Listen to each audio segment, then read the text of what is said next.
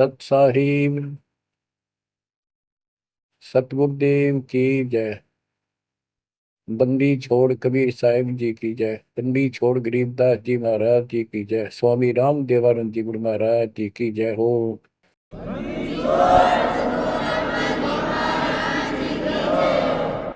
सर्व संतों की जय, सर्व भक्तों की जय, धर्मी पुरुषों की जय।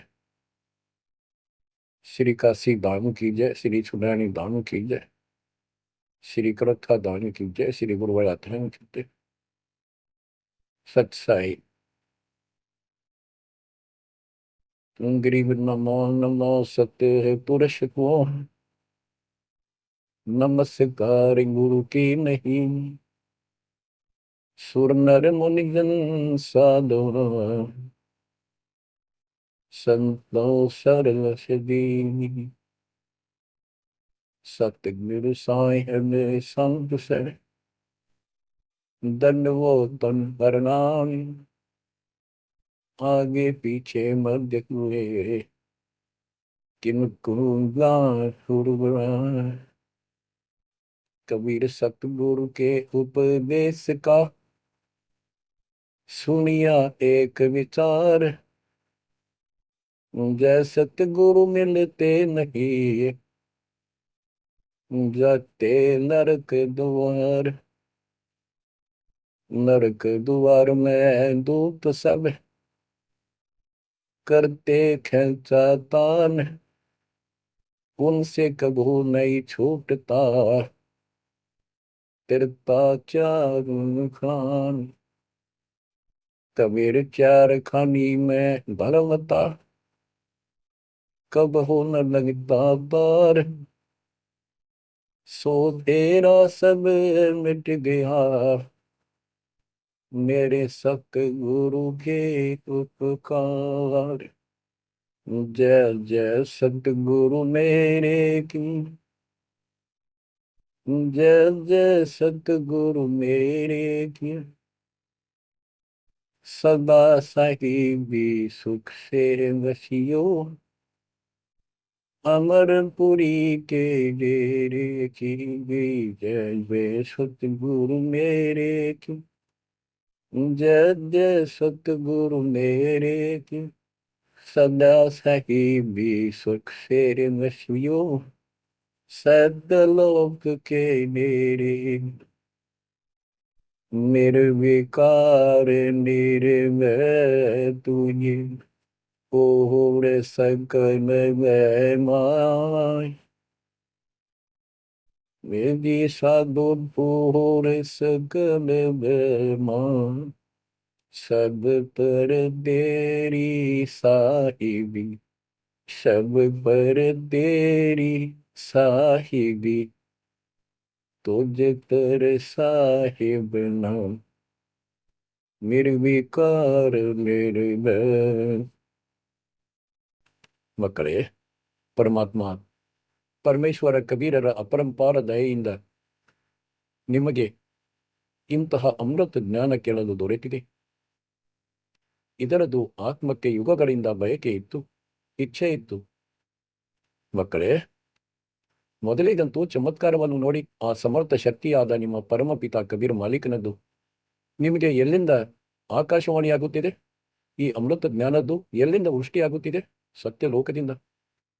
ಯಾವುದನ್ನು ಜನರು ನರಕವೆಂದು ಹೇಳುತ್ತಾರೆ ಅದು ಸತ್ಯಲೋಕವಾಗಿದೆ ನಿಮಗಾಗಿ. ಎಲ್ಲಿ ನಿಮ್ಮ ಗುರು ಭಗವಂತರಿರುತ್ತಾರೆ ಅದು ನಿಮ್ಮ ಸತ್ಯಲೋಕವಾಗಿದೆ. ನೋಡಿ, ಆ ಪರಮಪಿತ ಅದೆಂಥ ದಯ ತೋರಿದರು, ಎಂತಹ ಅದ್ಭುತ ಮಾಡಿದರು. ಮಕ್ಕಳೇ, ಈ ಆದಿ ಪುರಾಣವು ಅಮರ ಗ್ರಂಥದ ಒಂದು ಚಾಪ್ಟರ್ ಆಗಿದೆ, ಅಧ್ಯಾಯವಾಗಿದೆ. ಇದರಿಂದ ನಿಮಗೆ ತಿಳಿಸಲಾಗುತ್ತಿದೆ. ಇದರಿಂದ ನಿಮಗೆ ಬಹಳಷ್ಟು ನಿಷ್ಕರ್ಷ ಸಿಗುತ್ತದೆ. ಯಾವ್ಯಾವ ಕಥೆಗಳನ್ನು ಇದರಲ್ಲಿ ಹಾಕಿದ್ದಾರೆ ಗರೀಬ್ದಾಸರು, ಇವು ಅವಶ್ಯಕವಾಗಿದ್ದವು. ಹೇಗೆಂದರೆ ಎಳ್ಳನ್ನು ನೋಡಿದ್ದೀರಾ ನೀವು? ಎಳ್ಳಿನಿಂದ ಎಣ್ಣೆ ತೆಗೆಯುತ್ತಾರೆ. ಚಿಕ್ಕ ಚಿಕ್ಕ ಬಿಳಿ ಬಿಳಿ ಬೀಜಗಳಿರುತ್ತವೆ. ಆ ಎಳ್ಳಿನ ಸಸ್ಯ 3-4 ಫೂಟ್, 2.5 ಫೂಟ್, 3 ಫೂಟಿನದ್ದಾಗಿರುತ್ತದೆ. ಹಾಗೂ ಅದರಲ್ಲಿ ಒಂದು ಸಸ್ಯದಲ್ಲಿ 5-7 ಶಾಖೆಗಳಿರುತ್ತವೆ. ಪ್ರತ್ಯೇಕದಲ್ಲಿ ತೆನೆಗಳಿರುತ್ತವೆ, ಗೊಂಚಲುಗಳಿರುತ್ತವೆ. ಗೊಂಚಲುಗಳಲ್ಲಿ ಈ ಎಳ್ಳುಗಳಿರುತ್ತವೆ. ಹಾಗಾಗಿ ರೈತನು ಏನು ಎಳ್ಳು ಬಿತ್ತುತ್ತಾನೆ, ಎಳ್ಳಿನ ಬೆಳೆ ಬಿತ್ತುತ್ತಾನೆ. ಅವನು ಆ ಎಳ್ಳಿಗಾಗಿ ಏನೆಲ್ಲ ಮಾಡುತ್ತಾನೆ, ಏಕೆಂದರೆ ಅವನಿಗೆ ಆ ಎಳ್ಳನ್ನು ಪಡೆಯುವುದಾಗಿರುತ್ತದೆ. ನಂತರ ಅದರಿಂದ ಎಣ್ಣೆ ತೆಗೆಯಬೇಕಿರುತ್ತದೆ. ಹಾಗಾಗಿ ಅವನಿಗೆ ಆ ಸಸ್ಯದ ಆ ಬೂಸಾದಿಂದ ಏನು ಕೊಂಡುಕೊಳ್ಳುವುದು ಇರುವುದಿಲ್ಲ. ಆದರೆ ಅದರ ಹೊರತು ಆ ಎಣ್ಣೆ ತೆಗೆಯಲು ಸಾಧ್ಯವೇ ಇಲ್ಲ. ಎಳ್ಳಾಗುವುದೇ ಇಲ್ಲ ಅಂದರೆ ಬೀಜ ಉತ್ಪನ್ನವಾಗುವುದಿಲ್ಲ. ಅದೇ ರೀತಿ ನಾವು ಈ ಪೂರ್ಣ ಕಥೆಯಿಂದ ಆ ನಿಷ್ಕರ್ಷವನ್ನು ತೆಗೆಯಬೇಕಾಗಿದೆ. ಯಾವುದರದ್ದು ನಮಗೆ ಅವಶ್ಯಕತೆ ಇದೆ? ಈಗ ದಾಸನು ನಿಮಗೆ ತಿಳಿಸಿದ ಪಾರ್ವತಿಯು 108 ಸಲ ಸತ್ತು ಹೋಗಿದ್ದಳು, ಮತ್ತೆ ಜನ್ಮವಾಯಿತು. ಮಕ್ಕಳೇ, ಇದು ದೀರ್ಘ ವ್ಯವಸ್ಥೆಯಾಗಿದೆ. ಬಹಳ ಸುದೀರ್ಘ ಆಧ್ಯಾತ್ಮಿಕ ಕಥೆಯಾಗಿದೆ ಇದು. ಹೇಗೆಂದ್ರೆ, ಈಗ ನೀವೇನು ಸತ್ಯ ಸಾಧನೆ ಮಾಡುತ್ತಿದ್ದೀರಿ, ಶಾಸ್ತ್ರಾನುಕೂಲ, ಇದರಿಂದ ನಿಮ್ಮದು 100ಕ್ಕಿಂತಲೂ ಹೆಚ್ಚು ಜನ್ಮಗಳಾಗಬಹುದು. ಮಧ್ಯದಲ್ಲಿ ಅಂದುಕೊಳ್ಳಿ, ನಾಮಭಂಗ ಮಾಡುತ್ತೀರಿ 5-7 ವರ್ಷಗಳ ನಂತರ. ಆದರೆ ಮುಂದೆ ಸದ್ಗುರು ಸಿಗದಿದ್ದರೆ ದುರ್ಗತಿ ಹೀಗೆ ಇರುವುದು. ಒಂದು ಪ್ರಮಾಣ ಬರುತ್ತದೆ ಮಹಾಭಾರತದ ಕಥೆಯಲ್ಲಿ. ಏನಂದ್ರೆ, ಧೃತರಾಷ್ಟ್ರ ಮತ್ತು ಪಾಂಡವ ಇಬ್ಬರು ಸಹೋದರರಿದ್ದರು. ಧೃತರಾಷ್ಟ್ರ ದೊಡ್ಡವನಿದ್ದ, ಪಾಂಡವ ಚಿಕ್ಕವನಿದ್ದ. ಧೃತರಾಷ್ಟ್ರ ಕುರುಡನಾಗಿದ್ದ, ಅದಕ್ಕಾಗಿ ಅವನಿಗೆ ರಾಜ್ಯ ಪ್ರಾಪ್ತವಾಗಲಿಲ್ಲ. ಹಾಗೂ ನಿಯಮ ಹೀಗಿರುತ್ತಿತ್ತು ರಾಜರುಗಳದ್ದು, ಏನಂದ್ರೆ ದೊಡ್ಡ ಪುತ್ರನಿಗೆ ರಾಜ್ಯ ಸಿಗುತ್ತದೆ. ಆದರೂ ಅವನು ಶ್ರೀಕೃಷ್ಣನಿಗೆ ಕೇಳಿದ, ಏಕೆಂದ್ರೆ ಅವರು ಗುರುಗಳಾಗಿದ್ದರು ಅವರದ್ದು. ಹೇ ಭಗವಂತ, ನನಗೆ 100 ಜನ್ಮಗಳದ್ದಂತೂ ನೆನಪಿದೆ. ನಾನು ಅಂತಹ ಯಾವುದೇ ಅಪರಾಧವನ್ನು ಮಾಡಿಲ್ಲ. ಅದರಿಂದ ನನ್ನ ಕಣ್ಣುಗಳು ಒಡೆಯುವಂತೆ, ನಾನು ಕುರುಡನಾಗುವಂತೆ. ಶ್ರೀಕೃಷ್ಣ ಹೇಳಿದರು, ನಿನ್ನನ್ನು ಇನ್ನೂ 1 ಜನ್ಮ ಹಿಂದೆ ಒಯ್ಯುತ್ತೇನೆ. ಅಲ್ಲಿಯ ತನಕ ನಿನಗೆ ತಲುಪಲಾಗಲಿಲ್ಲ. ಇದಕ್ಕಿಂತ 100ಕ್ಕಿಂತ 1 ಜನ್ಮ ಮೊದಲು ಒಂದು ಕಡೆ ನೀವು ಕುಳಿತಿದ್ರಿ. ಮಿಡತೆ ಕೂಡ ಒಂದು ಸಸ್ಯದ ಮೇಲೆ ಕುಳಿತಿತ್ತು. ನೀನು ಅದನ್ನು ಹಿಡಿದು ಜಾಲಿಯ ಮುಳ್ಳನ್ನು ಮುರಿದು ಅದರ ಕಣ್ಣುಗಳನ್ನು ಒಡೆದೆ ಮತ್ತು ಬಿಟ್ಟು ಬಿಟ್ಟೆ. ಅದು ಡಿಕ್ಕಿ ಹೊಡೆಯುತ್ತಿತ್ತು. ಒಮ್ಮೆ ಕಸಕಡ್ಡಿಗಳಲ್ಲಿ, ಇನ್ನೊಮ್ಮೆ ಇನ್ಯಾವುದರಲ್ಲೋ ಸಿಲುಕಿ ಸತ್ತಿತ್ತು. ಹಾಗಾಗಿ ಆ ದಂಡವನ್ನು ಇಂದು ನೀನು ಅನುಭವಿಸುತ್ತಿರುವೆ. ಆದ್ದರಿಂದ ಮಕ್ಕಳೇ, ಇದೇ ರೀತಿ ಪಾರ್ವತಿ 108 ಜನ್ಮ ಪಡೆದು ಮರಣ ಹೊಂದಿದಳು. ಪೂರ್ವ ಸಂಸ್ಕಾರ ಚೆನ್ನಾಗಿದ್ದವು. ಆ ಕಾರಣದಿಂದ ಮಾನವ ಶರೀರಗಳೇ ಪ್ರಾಪ್ತವಾಗುತ್ತಿದ್ದವು. ಆದರೆ ಅವುಗಳನ್ನಂತೂ ವ್ಯರ್ಥವಾಗಿ ಕಳೆದುಕೊಂಡಳು.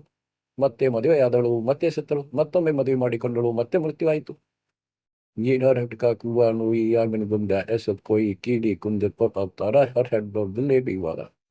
ಅವತಾರಗಳು ಸಹ ಸತ್ತರು ಮತ್ತು ಜನ್ಮಿಸಿದರು. ಅದಕ್ಕೆ ದಾಸನು ಏನು ಹೇಳಬಯಸುತ್ತಾನೆ?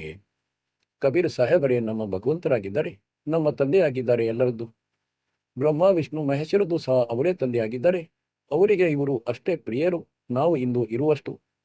ಇವರು ಮಾರ್ಗದ ಮೇಲಿಲ್ಲ, ಅದು ಬೇರೆ ವಿಷಯವಾಗಿದೆ. ಮಕ್ಕಳೇ, ಹೇಗೆ ದಾಸನು ನಿಮಗೆ ತಿಳಿಸಿದ ಪರಮಾತ್ಮ ಇವರಿಗೂ ಸಿಕ್ಕರು. ಅವರು ಬಯಸುತ್ತಿದ್ದರು ಬ್ರಹ್ಮ ವಿಷ್ಣು ಮಹೇಶ್ವರು ತಿಳಿದುಕೊಂಡರೆ ಎಲ್ಲ ವ್ಯವಸ್ಥೆ ಸರಿಯಾಗುವುದೆಂದು. ಆದರೆ ನಾವು ಕಾಲನ ವಶದಲ್ಲಿದ್ದೇವೆ. ನಮ್ಮಲ್ಲಿ ಒಂದು ಇಂತಹ ರೋಗ ಉಂಟು ಮಾಡಿದ್ದಾನೆ. ಈ ಕಾಮವಾಸನೆ, ಕ್ರೋಧ, ಮೋಹ, ಲೋಭ, ಅಹಂಕಾರ ಇವೆಲ್ಲವುಗಳನ್ನು ಕುಟ್ಟಿ ತುಂಬಿದ್ದಾನೆ. ಆಮೇಲೆ ಈ ಶಬ್ದ, ಸ್ಪರ್ಶ, ರೂಪ, ರಸ, ಗಂಧವೆಂಬ ವಿಕಾರಗಳು ಜೊತೆಯಲ್ಲಿವೆ. ಪರಮಾತ್ಮ ಕಬೀರರು ಶಂಕರನಿಗೂ ಸಿಕ್ಕರು, ವಿಷ್ಣುಗೂ ಸಿಕ್ಕಿದರು, ಬ್ರಹ್ಮನಿಗೂ ಭೇಟಿಯಾದರು. ಇವರಿಗೆಲ್ಲ ಈ ಜ್ಞಾನ ತಿಳಿಸಿದರು, ಸೃಷ್ಟಿ ರಚನೆ ತಿಳಿಸಿದರು, ಎಲ್ಲವನ್ನು ತಿಳಿಸಿದರು ಮತ್ತು ಇವರು ಒಪ್ಪಿಕೊಂಡರು ನಿಮ್ಮ ಈ ಮಾತು ಸತ್ಯವಾಗಿದೆ ಎಂದು.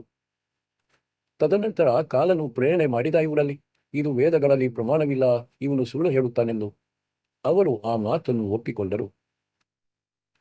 ಆಕಾಶವಾಣಿ ಭಗವಂತನದ್ದೆಂದು ನಂಬಿದರು ಹಾಗೂ ಕಬೀರ್ ಸಾಹೇಬರನ್ನು ಸಾಮಾನ್ಯ ಋಷಿ ಎಂದು ನಂಬಿದರು.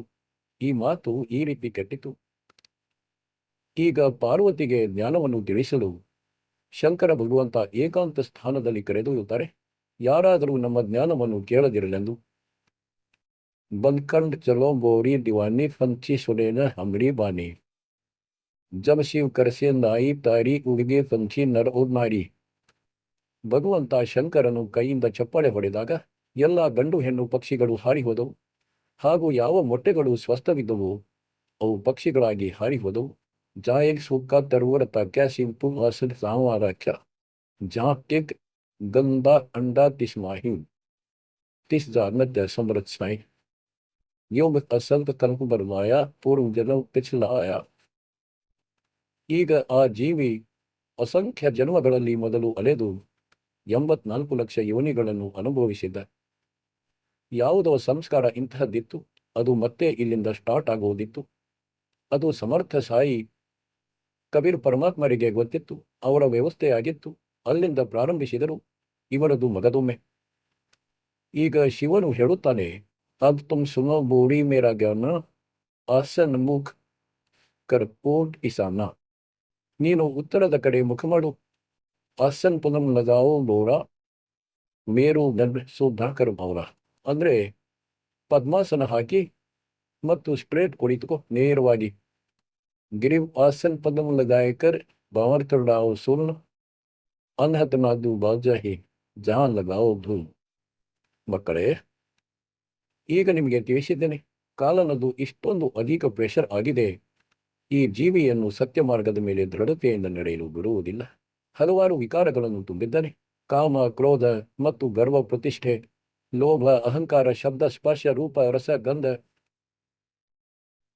ಹೇಗೆಂದ್ರೆ ಗೋರಖನಾಥರನ್ನು ಪರಮಾತ್ಮನು ಎಲ್ಲ ಸಿದ್ಧಿಗಳಲ್ಲಿ ಫೇಲ್ ಮಾಡಿದರು. ಆಗ ಅವನ ಬುದ್ಧಿ ಸರಿಯಾಯಿತು.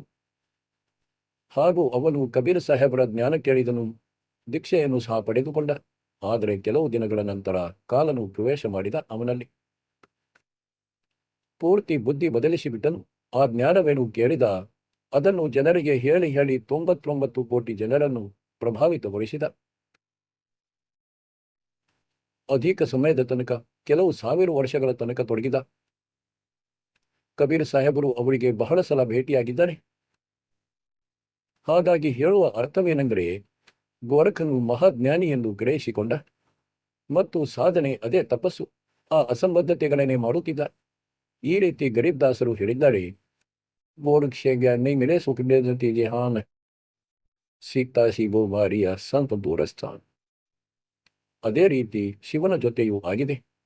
ಜ್ಞಾನವಂತೂ ಮಾಲೀಕರದು ಕೇಳಿಸಿಕೊಂಡ. ಅದನ್ನು ಮುಂದೆ ಪಾರ್ವತಿಗೆ ಹೇಳುತ್ತಿದ್ದಾನೆ. ಸ್ವತಃ ವ್ಯರ್ಥ ಸಾಧನೆ ಮಾಡುತ್ತಿದ್ದಾನೆ, ಸಮಾಧಿ ಹಚ್ಚುತ್ತಾನೆ, ಪ್ರಭಾವಿಸುತ್ತಿದ್ದಾನೆ. ಈಗ ನಾನು ಇದನ್ನು ಹೇಳ ಬಯಸುತ್ತೇನೆ ಏನೆಂದರೆ, ನಿಮ್ಮ ಭಾಗ್ಯ ಇವರಿಗಿಂತ ಅಸಂಖ್ಯ ಪಟ್ಟು ಸುಂದರವಾಗಿದೆ ಮತ್ತು ಪುಣ್ಯದಾಯಕವಾಗಿದೆ, ಪುಣ್ಯಗಳಿಂದ ಯುಕ್ತವಾಗಿದೆ. ನಿಮಗೆ ಆ ಸತ್ಯ ಮಾರ್ಗ, ಸತ್ಯ ಭಕ್ತಿ ಸಿಕ್ಕಿದೆ. ಒಂದೊಮ್ಮೆ ಇಂದು ನಿಮಗೆ ಸ್ವಲ್ಪ ಒಳ್ಳೆಯ ಪೋಸ್ಟ್ ಪ್ರಾಪ್ತವಾಗಿದ್ದರೆ ಮತ್ತು ಚೆನ್ನಾಗಿ ಧನ ಇರುತ್ತಿದ್ದರೆ, 5-10 ನೌಕರರು, ಯಸ್ ಮ್ಯಾನ್ಗಳು ಇರುತ್ತಿದ್ದರೆ, ನೀವು ಎಂದಿಗೂ ನಂಬುತ್ತಿರಲಿಲ್ಲ ಭಗವಂತನನ್ನು. ಮಕ್ಕಳೇ, ನನಗೆ ಕತೆ ಹೇಳುವ ಹವ್ಯಾಸವಿಲ್ಲ. ನಿಮ್ಮನ್ನು ಜ್ಞಾನದಿಂದ ತುಂಬಬೇಕಾಗಿದೆ, ಸತ್ಯ ಜ್ಞಾನದಿಂದ ತುಂಬಿ ಪರಿಪೂರ್ಣ ಮಾಡಬೇಕಿದೆ. ಏಕೆಂದರೆ ಬೇರೆ ಅಜ್ಞಾನ ಇದರಲ್ಲಿ ಸೇರದಿರಲೆಂದು. ಹೇಗೆಂದ್ರೆ, ರಾಜ ಅಂಬರೀಷನ ಆತ್ಮ, ಅವನು ರಾಜನಾಗಿದ್ದ ಸತ್ಯಯುಗದಲ್ಲಿ. ಸತ್ಯಯುಗದಲ್ಲಂತೂ ಸಾಮಾನ್ಯ ಮನುಷ್ಯ ಕೂಡ ಸುಖಿಯಾಗಿರುತ್ತಾನೆ. ರಾಜನಾಗಿ ಇಷ್ಟೊಂದು ಧಾರ್ಮಿಕ, ಎಲ್ಲ ವೈಭವ, ನೌಕರ ಚಾಕರರು. ಈಗ ರಾಜನೆಂದು ಹೇಳಿದರೆ ತಿಳಿಯಿರಿ, ಸರ್ವ ಸುಖ ಸಮೃದ್ಧಿ ಎಂದು. ಪರಮಾತ್ಮ ಅಲ್ಲಿಯೂ ಕೂಡ ಭೇಟಿಯಾದರು ಇವರಿಗೆ. ಎಲ್ಲ ಮಾತುಗಳನ್ನು ತಿಳಿಸಿದರು. ಇವರು ದೀಕ್ಷೆಯನ್ನು ಸಹ ಪಡೆದರು. ಕೆಲವು ದಿನಗಳ ಬಳಿಕ ಮತ್ತೆ ಕಾಲನ ಪ್ರೇರಣೆ. ಏಕೆಂದರೆ ಹಲವಾರು ವಿಷಯಗಳು ಸಿಗುತ್ತಾರೆ ದಿನದಲ್ಲಿ. ಮತ್ತು ಪರಮಾತ್ಮ ವರ್ಷ 6 ತಿಂಗಳಿಗೊಮ್ಮೆ ಬರುವರು. ಏಕೆಂದರೆ ಪ್ರತಿದಿನ ಬಂದರೆ ಕಡೆಗಣಿಸುತ್ತಾರೆ. ಹಾಗೂ ಹೀಗೋ ನಮ್ಮನ್ನು ಚಾರ್ಜ್ ಮಾಡಿ ನಮ್ಮಲ್ಲಿ ಸಾಫ್ಟ್ವೇರ್ ಹಚ್ಚಿಬಿಡುತ್ತಾರೆ. ನಿಧಾನವಾಗಿ ಯಾವಾಗ ನಮ್ಮ ಈ ನಶೆ ಇಳಿಯುವುದಲ್ಲ ಕಾಲನದ್ದು. ವ್ಯರ್ಥವಾದ ಸುಳ್ಳು ಸುಖದ ಈ ಗ್ಯಾಸ್ ಇಳಿದಾಗ ಆದ ದಾತ ನೆನಪಿಗೆ ಬರುತ್ತಾರೆ ನಮಗೆ. ಆ ಪುಣ್ಯದ ಕಾರಣ ಮುಂದಿನ ಜನ್ಮದಲ್ಲಿ ಮತ್ತೆ ರಾಜ ಜನಕನಾದನು. ಅದೇ ಆತ್ಮ. ಅಲ್ಲಿಯೂ ಹೀಗೆ ವೈಭವ, ದೊಡ್ಡ ರಾಜನೇ, ದೊಡ್ಡ ಜ್ಞಾನಿಯೂ ಸಹ. ಜ್ಞಾನವನ್ನಂತೂ ಭಗವಂತರಿಂದ ಪ್ರಾಪ್ತಿಸಿಕೊಳ್ಳುತ್ತಾರೆ, ಅದನ್ನೇ ಹೇಳುತ್ತಾರೆ. ಆದರೆ ವಿಪರೀತ ಮಾಡುತ್ತಾರೆ ಲೋಕವೇದವನ್ನು. ರಾಜ ಜನಕನ ಜೀವನವನ್ನು ಅನುಭವಿಸಿ ಯಾವಾಗ ಸಂಪೂರ್ಣ ಬಡವರಾದರೂ ಇವರ ಕೈಯಲ್ಲಿ ಏನೇನೂ ಇರಲಿಲ್ಲ. ಎಲ್ಲ ಪುಣ್ಯಗಳು ಸಮಾಪ್ತವಾದವು. ನಂತರ ಬಾಬಾ ನಾನಕ್ ರೂಪದಲ್ಲಿ ಜನ್ಮಿಸಿದರು. ಆವಾಗ ಮಾಲೀಕರ ಜ್ಞಾನವನ್ನು ನಂಬಿದರು. ಯಾವಾಗ ಸ್ವಯಂ ನೌಕರನಾದ, ಹಾಗೂ ಮೊದಲಂತೂ ತುಂಬಾ ನೌಕರರಾಗಿದ್ದರು ಇವರಿಗೆ. ಆ ಕಾರಣದಿಂದ ಇಂದು ನೀವು ಎಷ್ಟೇ ಬಡವರಾಗಿರಲಿ, ಎಷ್ಟೇ ದುಡ್ಡಿರಲಿ, ಅಷ್ಟೊಂದಿಲ್ಲ, ನೀವು ತಡೆಹಟೆ ಮಾಡುವಷ್ಟು. ಅದಕ್ಕಾಗಿ ಈ ಮಾತು ತಿಳಿದು ಬಂದಿದೆ ನಿಮಗೆ. ಅಭಿನಂದಿಸಿ ಆ ಪರಮಪಿತನನ್ನು. ಬಂದಿ ಛೋಡ್, ಆ ಎಲ್ಲ ಆಟ ದಾತನೆ ಮಾಡಿದ್ದಾರೆ. ಯೇ ಸಬ್ ಖೇಲ್ ಹಮಾರೆ ಕಿಯೆ, ಹಮ್ಸೆ ನಿಶ್ಚಯದಿರಿ. ಇದಾಗಿದೆ ಜ್ಞಾನ. ಸಾರ ಜ್ಞಾನ, ಇದನ್ನು ಮೂಲ ಜ್ಞಾನ ಎನ್ನುತ್ತಾರೆ. ಇದನ್ನು ಯಾರೂ ಈ ಕಲಿಯುಗದಲ್ಲಿ ಹೇಳಿಲ್ಲ ಮತ್ತು ಮುಂದೆ ಹೇಳಲಾರರು ಕೂಡ, ಏಕೆಂದರೆ ಜ್ಞಾನ ಈಗ ಫೈನಲ್ ಆಯಿತು. ಹೇಳಿದರೂ ಸಹ ಅವರದ್ದು ಒಪ್ಪಲಿಲ್ಲ. ಪರಮಾತ್ಮ ಹೇಳಿದರು, ಬುದ್ಧಿಯಲ್ಲಿ ಬರಲಿಲ್ಲ, ಏಕೆಂದರೆ ನಾವು ಇವರನ್ನು ಸುಳ್ಳನೆಂದು ನಂಬುತ್ತಿದ್ದೆವು. ಈಗ ಮೊದಲು ದಾಸನು ನಿಮಗೆ ಸದ್ಗ್ರಂಥಗಳಿಂದ ಇದನ್ನು ಸ್ಪಷ್ಟಗೊಳಿಸಿದ. ಕಬೀರ್ ಸಾಹೇಬರ ಹೊರತು ನಥಿಂಗ್ ಎಲ್ಸ್, ಯಾವುದು ಏನೇನು ಇಲ್ಲ, ಯಾರೂ ಸಹ ಇಲ್ಲ. ಈಗ ದಾಸನೇನು ಹೇಳುತ್ತಿದ್ದಾನೆ, ನಿಮಗೆ ಎಲ್ಲವೂ ಹೃದಯದಲ್ಲಿ ಮನೆ ಮಾಡುತ್ತಿದೆ. ಈಗ ನೋಡಿ, ಈಗ ಅದೇ ಕಥೆಯ ಮೇಲೆ ಬರುತ್ತೇನೆ.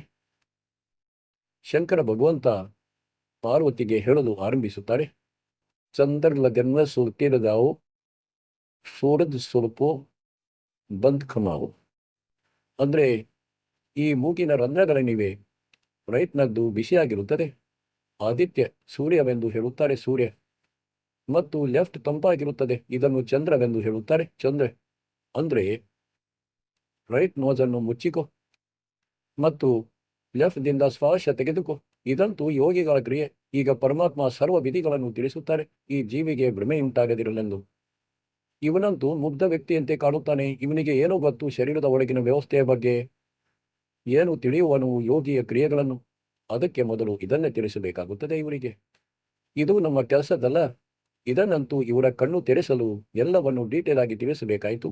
ಆದರೂ ಸಹ ನಾವು ಇಷ್ಟನ್ನೇ ತಿಳಿಸಬಯಸುತ್ತೇವೆ, ಇವರೆಂತಹ ಜ್ಞಾನ ಹೊಂದಿದ್ದರು, ಏನು ಪಾರ್ವತಿಗೆ ಪ್ರಾಪ್ತವಾಯಿತು ಎಂದು. ಪಾರ್ವತಿಗೆ ಅಮರನಾಥದಲ್ಲಿ ಏನು ಮಂತ್ರಗಳು ಸಿಕ್ಕಿದವು, ಅವುಗಳನ್ನು ದಾಸನು ಇಲ್ಲಿಯೇ ನೀಡುತ್ತಾನೆ. ಮತ್ತು ಇವರೇನು ಮಾಡುತ್ತಾರೆ, ಆ 5ರಲ್ಲಿಯೂ ಕೂಡ ಒಂದನ್ನೇ ಸೆಲೆಕ್ಟ್ ಮಾಡಿಕೊಳ್ಳುತ್ತಾರೆ ಮತ್ತು ತಮ್ಮ ಮನಸ್ಸಿನಂತೆ ಸಾಧನೆಗಳನ್ನು ಆರಂಭಿಸುತ್ತಾರೆ. ನಿಮಗೆ ತಿಳಿಸುತ್ತೇನೆ, ನಾವು ಒಂದು ಸ್ಥಾನದಲ್ಲಿ ನಜರ್ಗಢದಲ್ಲಿ ಸತ್ಸಂಗ ಪಾರಾಯಣ ಮಾಡುತ್ತಿದ್ದೆವು. ಒಬ್ಬ ವ್ಯಕ್ತಿಯು ಚೆನ್ನಾಗಿ ಸತ್ಸಂಗವನ್ನು ಕೇಳಿದ, ಅಂತ್ಯದಲ್ಲಿ ನಾವು ಪಡೆದನು. ಅದಕ್ಕೆ ನಾವು ಹೇಳಿದೆವು, ಸಹೋದರ, ಇವೆಲ್ಲ ಮಂತ್ರಗಳನ್ನು ಜಪಿಸಬೇಕು ನೀನು. ಹೇಳಿದ, ಇಲ್ಲ, ನಾನಂತೂ ಒಂದರೇ ಜಪಿಸುತ್ತೇನೆ, ಶ್ರೀಯಂ ಶ್ರೀಯಂ. ಕೇವಲ ಅದನ್ನೇಕೆ, ನನಗಂತೂ ಕೇವಲ ಮಾಯೆ ಬೇಕು ಅಷ್ಟೇ, ಉಳಿದನ್ನು ಮಾಡುವುದಿಲ್ಲ. ಹೀಗೆ ಹೇಳಿ ಹೊರಟು ಹೋದ. ಈಗ ಹೇಳಿ ಏನು ಮಾಡಬೇಕು, ಎಲ್ಲಿಯ ತನಕ ಸೆಟ್ ಮಾಡುವುದು ಇವರನ್ನು. ಹೀಗೆ ಇವರು ಧ್ಯಾನವನ್ನಂತೂ ಎಲ್ಲವನ್ನು ಕೇಳುತ್ತಾರೆ, ಆದರೆ ತನ್ನದೇ ಮಾಡುತ್ತಾರೆ. ಹೇಗೆಂದರೆ ಪರಮಾತ್ಮ ಇವನಿಗೆ 5 ನಾಮಗಳನ್ನು ನೀಡಿದರು, ಶಂಕರನಿಗೆ. ಒಂದನ್ನು ಸೆಲೆಕ್ಟ್ ಮಾಡಿಕೊಂಡ, ಸೋಹಂ ಅಷ್ಟೇ. ಹಾಗಾಗಿ ಈ ತರಹ ಎಲ್ಲ ಮಾತು ಬಿಗಡಾಯಿಸಿತು. ಈಗ ಇದೆಲ್ಲವೂ ಪೂರ್ಣ ಸುವ್ಯವಸ್ಥಿತವಾಗಿದೆ. ಹಾಗೂ ನಿಮಗೆ ಈ ಜ್ಞಾನ ತಿಳಿಸುವುದು ಈ ಕಾರಣಕ್ಕೆ ಅವಶ್ಯವಿತ್ತು. ನೀವು ಉತ್ಸಾಹ ಕಳೆದುಕೊಂಡಿದ್ರಿ ಮತ್ತು ಯಾವ ಜ್ಞಾನವನ್ನು ನೀವು ತಿಳಿದುಕೊಂಡಿದ್ರಿ, ಇಷ್ಟಂತೂ ಅವಶ್ಯವಾಗಿ ನಂಬಿದ್ದೀರಿ. ಭಗವಂತ ಅಂತೂ ಇವರೇ ಆಗಿದ್ದಾರೆ ಮತ್ತು ಜ್ಞಾನವು ಇದೇ ಆಗಿದೆ. ನಮಗೆ ಸುಖವಾಗತೊಡಗಿವೆ. ಆದರೆ ಮತ್ತೆ ಎಂದಾದರೂ ನಿಮಗೆ ಕಾಲನ್ನು ವಿಚಲಿತ ಮಾಡಿಬಿಡುತ್ತಿದ್ದ. ಅದಕ್ಕಾಗಿ ಪರಮಾತ್ಮ ಕೆಲವು ದಿನಗಳಿಗಾಗಿ ನಿಮ್ಮ ಮೇಲೆ ದಯ ತೋರಿದ್ದಾರೆ. ಅಧಿಕ ಸಮಯ ನಡೆಯುವುದಿಲ್ಲ, ಆದರೆ ಲಕ್ಷ್ಯವಿಟ್ಟು ಕೇಳಿ, ಎಲ್ಲ ಕೆಲಸಗಳನ್ನು ಬಿಟ್ಟು ಕೇಳಿ. 3 ಸಮಯ ಕೇಳದಿದ್ದರೂ 1 ಟೈಮ್ ಅಂತೂ ಅವಶ್ಯವಾಗಿ ಕೇಳಿ. ಬೆಳಿಗ್ಗೆಯ ಸಮಯ ಅವಶ್ಯವಾಗಿ ತೆಗೆದುಕೊಳ್ಳಿ. ಈಗೇನು ತಿಳಿಸುತ್ತಾರೆ ಭಗವಂತ ಶಂಕರ, ಚಂದರ್ ಲಗನ್ನ ಸುಸ್ತಿ ಲಗಾओ, ಸೂರಜ್ ಸುರ್ಪು ಬಂದ್ ಕಮಾओ. ರೈಟ್ ನೋಸ್ ಬಂದ್ ಮಾಡಿಕೊ ಮತ್ತು ಲೆಫ್ಟ್ದಿಂದ ಶ್ವಾಸ ತೆಗೆದುಕೋ. गौरी आदि गणेश मनाओ, किलियम ध्यान लगाओ. प्रथम मूल कमल को जानो, चतुर पंखड़ी रंग लाल बखानो, दूधे स्वाद चकुर को देखो, सेत वंश सूति देखो. सट पंखड़ी प्री प्रेवा, जा बसत कंदर देवा, जावा ओम नाम दन होई, ತಾವ ನಾಮ ಸುಮರಿಯ ಸೋಯಿ. ಅಂದರೆ ಎಲ್ಲ ಕಮಲಗಳ ಬಗ್ಗೆ ತಿಳಿಸುತ್ತಿದ್ದಾರೆ. ಅದನ್ನು ಬ್ರಹ್ಮವೇದಿಯಲ್ಲಿ ನಿಮಗೆ ತಿಳಿಸಲಾಗಿದೆ. ಏತೋ ಸುನೋ ಸ್ವಾದ ಕಮಲ ಸುರತಾಳು ಜಾಮ ಓಂ ಮಂತ್ರ ಕಮಾಲಂತ. ऊपर मनसा कमल मुरारी, जावा विश्वनाथ नाथ त्रिपुरारी, जावा लक्ष्मी सहित विराजे, तावा हिरियम हिरियम साजे. और सुन हृदय कमल कमालन, जहाँ वहाँ ದ್ವಾದಶ ದಲ್ಕಾ ಖ್ಯಾಲು. ಅದು 12 ದಳಗಳ ಕಮಲವಾಗಿದೆ, ಶಿವನದ್ದು. ತಾವ ಶಿವ ಶಕ್ತಿ ವಿರಾಜೆ, ಸೋಹಂ ನಾದ್ ಅನಂತ್ ಭುಲ್ಗಾಜೆ. ಈಗ ಈ ಮಾತನ್ನು ನೀವು ಕೇಳುತ್ತಿದ್ದೀರಿ. ಶಿವನು ತಿಳಿಸುತ್ತಿದ್ದಾರೆ ಪಾರ್ವತಿಗೆ ಮತ್ತು ಅವನು ಸ್ವತಃ ಹೇಳುತ್ತಿದ್ದಾನೆ, ಹೃದಯ ಕಮಲದಲ್ಲಿ ಶಿವ ಮತ್ತು ಶಕ್ತಿ ವಿರಾಜಮಾನರಾಗಿದ್ದಾರೆಂದು. ಈಗ ಆ ಶಿವನಂತೂ ಹೊರಗೆ ಕುಳಿತಿದ್ದಾನೆ. ಆ ಕಮಲದಲ್ಲಿರುವವನು ಯಾರು ಹಾಗಾದರೆ? ಈಗ ಇದೇನು ಗರೀಬ್ ದಾಸರು ಜ್ಞಾನವನ್ನು ತಿಳಿಸಿದ್ದಾರೆ. ಇದು ನಮಗೆ ಹೇಗೆ ಅಂದರೆ, ಮೊದಲ ತರಗತಿಯಲ್ಲಿ ಅದಿಂದ ಅರಸ ಹಾಗೂ ಮುಂದೆ ಸಾಗಿ ಇದರ ಮೇಲೆ ಬಹಳಷ್ಟು ಅಕ್ಷರಗಳಿರುತ್ತವೆ, ಒಂದೇ ಅರಸವಾಗಿರುವುದಿಲ್ಲ. ಹಾಗಾಗಿ ಈ ಜ್ಞಾನ ಬಹಳ ಅದ್ಭುತವಾಗಿದೆ, ಇದನ್ನು ನೋಡುವಂತಹದ್ದಾಗಿದೆ. ಈ ಕಾಲನು ಏನಿದ್ದಾನೆ, ಇವನ್ನೆಲ್ಲ ಲೀಲೆಗಳನ್ನು ಮಾಡುತ್ತಿದ್ದಾನೆ. ಈ ಕಮಲಗಳಲ್ಲಿ ಈ ದೇವತೆಗಳ ರೂಪ ಧರಿಸಿಕೊಂಡು ಹಾಗೂ ಇದೇ ರೀತಿಯಲ್ಲಿ ದುರ್ದೈವ ರೂಪ ಮಾಡಿಕೊಂಡು ಕುಳಿತಿದ್ದಾಳೆ. ಹಾಗೂ ಇವರ ಜೊತೆಯಲ್ಲಿ ಪರಮಾತ್ಮ ಸಹ ಪ್ರತ್ಯೇಕದಲ್ಲಿ ವಿರಾಜಮಾನರಾಗಿದ್ದಾರೆ, ಇವರಿಗೆ ಕಾಣುವುದಿಲ್ಲ. ಯಾವ ಭಕ್ತರು ಸತ್ಯ ಸಾಧನೆ ಮಾಡುತ್ತಾರೋ ಅವರಿಗೆ ಇವರು ಸ್ಪಷ್ಟವಾಗಿ ಕಾಣುತ್ತಾರೆ. ಈಗ ಈ ಜ್ಞಾನವೇನಿದೆ, ಆಧ್ಯಾತ್ಮ ಜ್ಞಾನ ಒಂದು ಇಂತಹ ಕಗ್ಗಂಟಾದ ರಹಸ್ಯವಾಗಿತ್ತು. ಈಗ ನೀವು ಇಷ್ಟೊಂದೆಲ್ಲ ಜ್ಞಾನವನ್ನು ಕೇಳಿದ್ದೀರಿ. ಈಗ ದಾಸನಿಗೆ ಇದನ್ನು ಹೇಳುವ ಧೈರ್ಯ ಬಂದಿದೆ. ಬಹುಶಃ ಈಗ ನೀವು ಸರಿಯಾಗಿ ತಿಳಿಯಬಹುದು. ಈಗ ಸ್ವತಃ ಹೇಳುತ್ತಿದ್ದಾನೆ ಶಿವನು, ಅಬ್ ಸೋನ್ ಹೃದಯ ಕಮಲ ಕಮಾಲನ್ ಜಾವಾ ದ್ವಾದಶ ತಲಕ ಚಾಲು ಜಾವಾ ಶಿವ ಶಕ್ತಿ ವಿರಾಜೆ ಶೋಹಂನಾದ್ ಅನಂತ ಧುಂಗಾತಿ. ಮಕ್ಕಳೇ, ಋಷಿಗಳು ಸಮಾಧಿಯನ್ನು ಹಚ್ಚುತ್ತಿದ್ದರು. ಅವರಲ್ಲಿ ಯಾರಿಗೋ ಬ್ರಹ್ಮನ ರೂಪದಲ್ಲಿ ದರ್ಶನ ನೀಡುತ್ತಿದ್ದ, ಯಾರಿಗೋ ಶಿವನ ರೂಪದಲ್ಲಿ, ಮತ್ತಾರಿಗೋ ವಿಷ್ಣುವಿನ ರೂಪದಲ್ಲಿ. ಈ ಕಾರಣಕ್ಕೆ ಇವರು ಭ್ರಮೆಗೊಳಗಾಗುತ್ತಿದ್ದರು. ಈ ದೇವತೆಗಳನ್ನು ಭಗವಂತರೆಂದು ಹೇಳಿದರು. ನೀವಂತೂ ಭಗವಂತರಾಗಿದ್ದರೆ ವಿಷ್ಣುವವರೇ, ನಾವು ತಿಳಿದುಕೊಂಡೆವು ನಿಮ್ಮನ್ನು. ಸಮಾಧಿಯಲ್ಲಿ ಕುಳಿತಾಗ ನೀವಿದ್ದಿದ್ರಿ, ನೀವು ದರ್ಶನ ನೀಡಿದ್ದೀರಿ.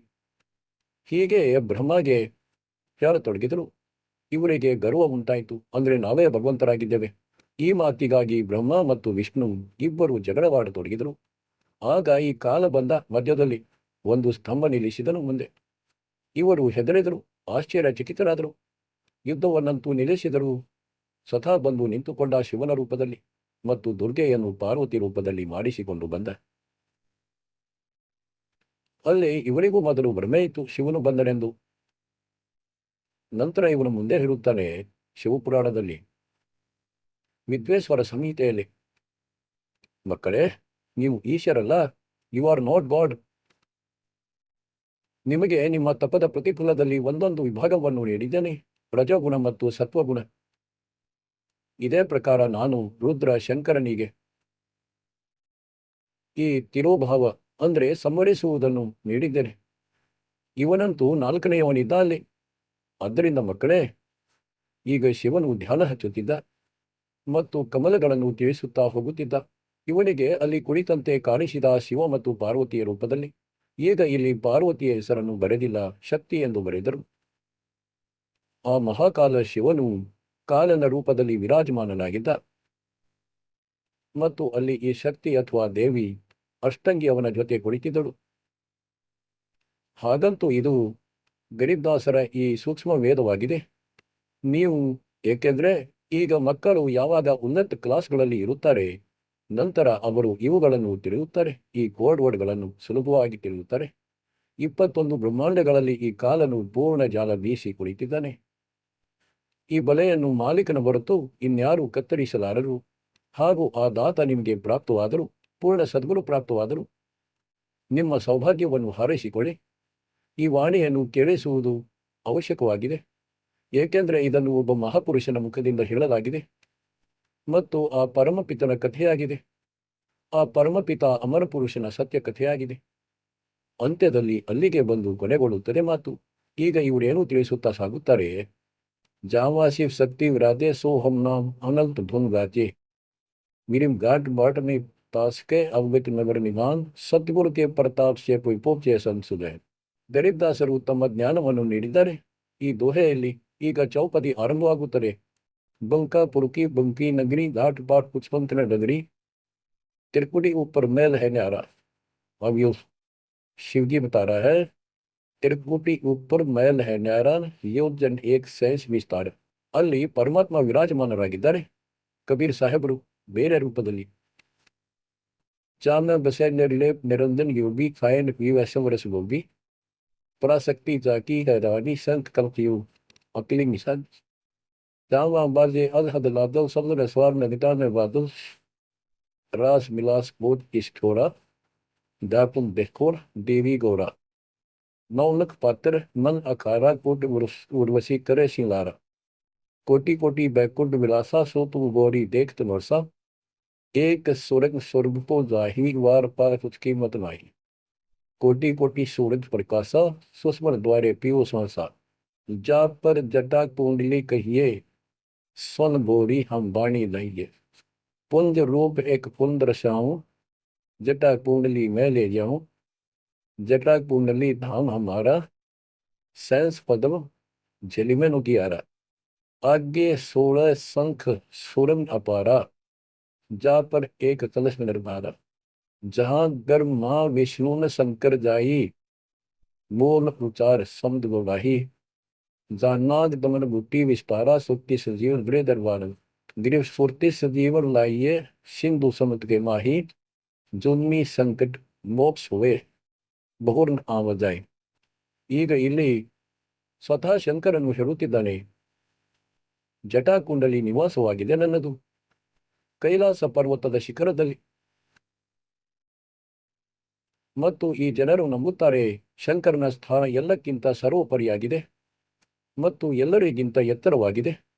ಹಾಗಾಗಿ ಇಲ್ಲೇನು ಹೇಳುತ್ತಾರೆ, ಶಿವನು ಹೇಳುತ್ತಿದ್ದಾನೆ, ಇದಕ್ಕಿಂತ ಮುಂದೆ आगे 16 संख सुरभ अपारा सुरभ ता पर एक फलस निर्धार। जहां ब्रह्मा विष्णु न शंकर दाई मूल उचार शब्द बोले। जहां नाद दमन बूटी विस्तारा सुरति सुजीवन बड़े दरबार। ಈ ನಾಗದಮನ ಔಷಧಿ ಅಂದ್ರೆ ಸಾರನಾಮ ಯಾರ ಬಳಿ ಇದೆಯೋ ಮತ್ತು ಮೂಲ ಜ್ಞಾನ ಯಾರು ಜಪಿಸುತ್ತಾರೋ ಅವರು ಆ ಸ್ಥಾನವನ್ನು ಪ್ರಾಪ್ತಿಸಿಕೊಳ್ಳಬಹುದು. ಹೇಗೆ ಗರೀಬ್ದಾಸರು ತಮ್ಮದೊಂದು ಪದ್ಯಭಾಗದಲ್ಲಿ ಹೇಳಿದ್ದಾರೆ, जट कुंडल ऊपर आसन है सतगुरु की शैल सुनदाई। जादरु पर लाद नहीं पहुंचे दे पो मार्ग न पाऊं। नारद में मुस्काय रहे दत्त गोरख से को सुनता है। बड़ी सैल अबम सुनता निकरी सतगुरु तत्विया प्रकुता है। धर्मराय का ध्यान दर अधिकार लोग लिखवा चित्र गुप्त जाके सतगुरु किया नहीं पावत। जर कुंडल ऊपर आसन है सतगुरु की सैन सुनवाही। दिलों पर लाद नहीं सोचे सुखदेव को मार्ग ना पाई। नारद मुनि मुस्काए रहे। दत्त अंद्रे दत्तात्रेय ಮತ್ತು ಗೋರಖನಿಗಿಂತ ನೀವು ಯಾರನ್ನು ಸಿದ್ಧರಲ್ಲಿ ಉತ್ತಮರೆಂದು ನಂಬುತ್ತೀರಿ? नारद मुस्काया रहे दत्त गोरख से पोषिता है। बड़ी सैल आदम सुल्तान करी सतलोक ಚಾಯ್. ಈಗ ಈ ಸಮಸ್ಯೆ ಇದೆ. ಹೇಗೆಂದ್ರೆ ಅಬ್ರಾಹಿಂ ಸುಲ್ತಾನ್ ಅಧಮ್ನಿಗೆ ಮಾಲೀಕರು ಎಲ್ಲ ಜ್ಞಾನವನ್ನು ತಿಳಿಸಿದರು, ನಾಮ ನೀಡಿದರು. ಅವನು ಅರಣ್ಯದಲ್ಲಿ ಏಕಾಂತ ಸ್ಥಾನದಲ್ಲಿ ಕುಟೀರವನ್ನು ಮಾಡಿಕೊಂಡು ಇರತೊಡಗಿದ ಮತ್ತು ಸಮಾಧಿಸ್ಥನಾಗತೊಡಗಿದ. ಆದರೆ ನಮ್ಮ ಮಾರ್ಗ ಸಮಾಧಿಯದ್ದಲ್ಲ ಮತ್ತು ಹಿಂದಿನ ಸಂಸ್ಕಾರಗಳಿಂದ ಪರಮಾತ್ಮ ಭಕ್ತಿ ನೀಡಿದರು, ಅದನ್ನು ಬಹಳ ಮಾಡಿದ. ಹಾಗಾಗಿ ಸಮಾಧಿಸ್ಥನಾಗಿ ಬಹಳ ಮೇಲಿನ ತನಕ ಹೋಗತೊಡಗಿತು ಸಮಾಧಿ ಅವನದು.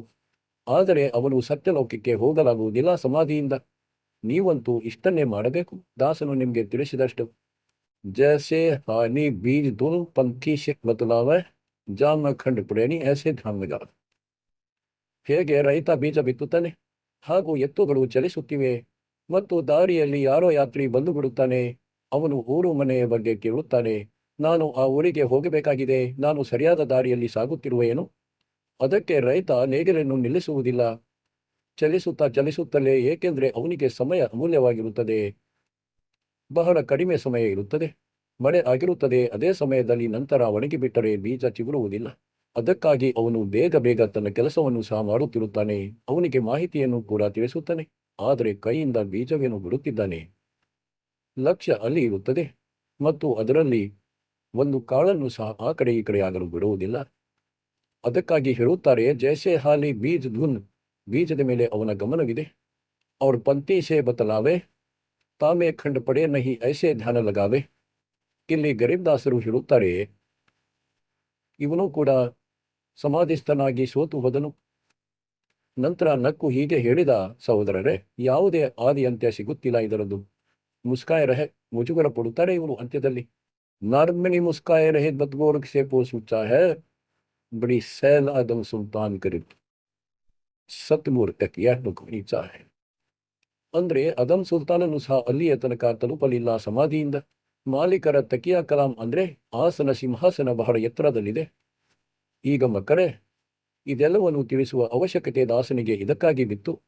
ಈ ಕಥೆಯನ್ನು ಹೇಳಿದರೂ ಶಂಕರರು ಅದು ಪರಮಪಿತ ಪರಮಾತ್ಮನ ಮೇಲೆ ಕೊನೆಗೊಂಡಿತು. ಈಗೇನು ತಿಳಿಸುತ್ತಾರೆ, ಜಾ ಕಮಲ ಪರ ಕಮಲ್ ಅನಂತ ಜಾ ಸೆ ಅಗಮ ಸಮುದ್ರ ಮಮತ ಸುನತ ಸಮುದ್ರ ಬ್ರಹ್ಮ हो जाई लोक दीप ब्रह्मंड पाई जहां पुरुष पुरंजन बसे पुरातम ಸೊನೋ ಬೋಡಿಜ ಜ್ಞಾನದತ್. ಅಂದ್ರೆ ಬಹಳ ಮೇಲೆ ಬಹಳ ಎತ್ತರದಲ್ಲಿ ಅಲ್ಲಿ ಆ ಪೂರ್ಣ ಪರಮಾತ್ಮ ಇರುತ್ತಾರೆ.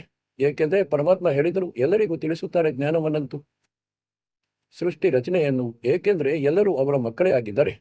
ಅವರಿಗಂತೂ ಸ್ವಲ್ಪವೂ ವ್ಯತ್ಯಾಸ ಕಾಣಿಸುವುದಿಲ್ಲ ಯಾರಲ್ಲಿಯೂ. ಹೇಗೆಂದ್ರೆ ಒಬ್ಬ ತಂದೆಗೆ ಎಷ್ಟೇ ಪುತ್ರ ಹಾಗೂ ಪುತ್ರಿಯರು ಇರಲಿ, ಯಾರಲ್ಲಿಯೂ ಸ್ವಲ್ಪವೂ ಸಹ ಭೇದ ಭಾವ ಮಾಡಲು ಸಾಧ್ಯವಿಲ್ಲ. ಆತ್ಮವೇ ಒಪ್ಪುವುದಿಲ್ಲ.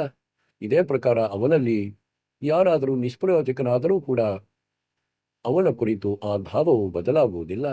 ಕರ್ಮ ಕೆಡಿಸಿಕೊಳ್ಳುವನಷ್ಟೇ, ಮತ್ತೇನು ಮಾಡುವನು? ಹಾಗಾಗಿ ಇದೇ ಪ್ರಕಾರ ಇಲ್ಲಿ ಹೇಳುತ್ತಾರೆ, ಇವರೆಲ್ಲರಿಗೂ ಜ್ಞಾನ ನೀಡಿದರು. ಅದೇ ಜ್ಞಾನವನ್ನು ಶಂಕರನು ತಿಳಿಸುತ್ತಿದ್ದಾನೆ.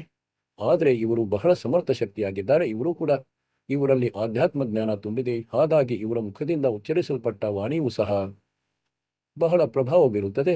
ಮತ್ತು ಮಾಲೀಕರ ಕಥೆಯನ್ನು ಹೇಳಿದ ಲಾಸ್ಟ್ನಲ್ಲಿ ಜಹಾ ಪುರುಷ ಪುರಂದನ್ ಬಸೆ ಪುರಾತನ್ आदि पुरुष और दिव्य पुरुष जहाँ रहता है सुनो बोरीजा यु ज्ञान दत्त अनंत कोटि जागे ब्रह्मा विष्णु और मुरली मुदर मदाನ ಕೃಷ್ಣನ್. ಅವರ ಬಳಿ ಅನಂತ ಕೋಟಿ ಇದ್ದಾರೆ, ಬ್ರಹ್ಮ ಮತ್ತು ವಿಷ್ಣು ಮತ್ತು ಈ ಕೃಷ್ಣನಂತೆ ಮುರಳಿ ಬಾರಿಸುವವರು. ಅನಂತ ಕೋಟಿ ಜಾಕೆ ಅವತಾರ ಜೈಸೆ ಮನನ್ಮತಾರ कीर्तिनाद ಬನೋಹರ್ ದಮ್ಮಿ ಅನಂತ ಕೋಟಿ ಹಿಲ್ಸ್ಗೆ ಶಂಭು ಸಂಬಿ.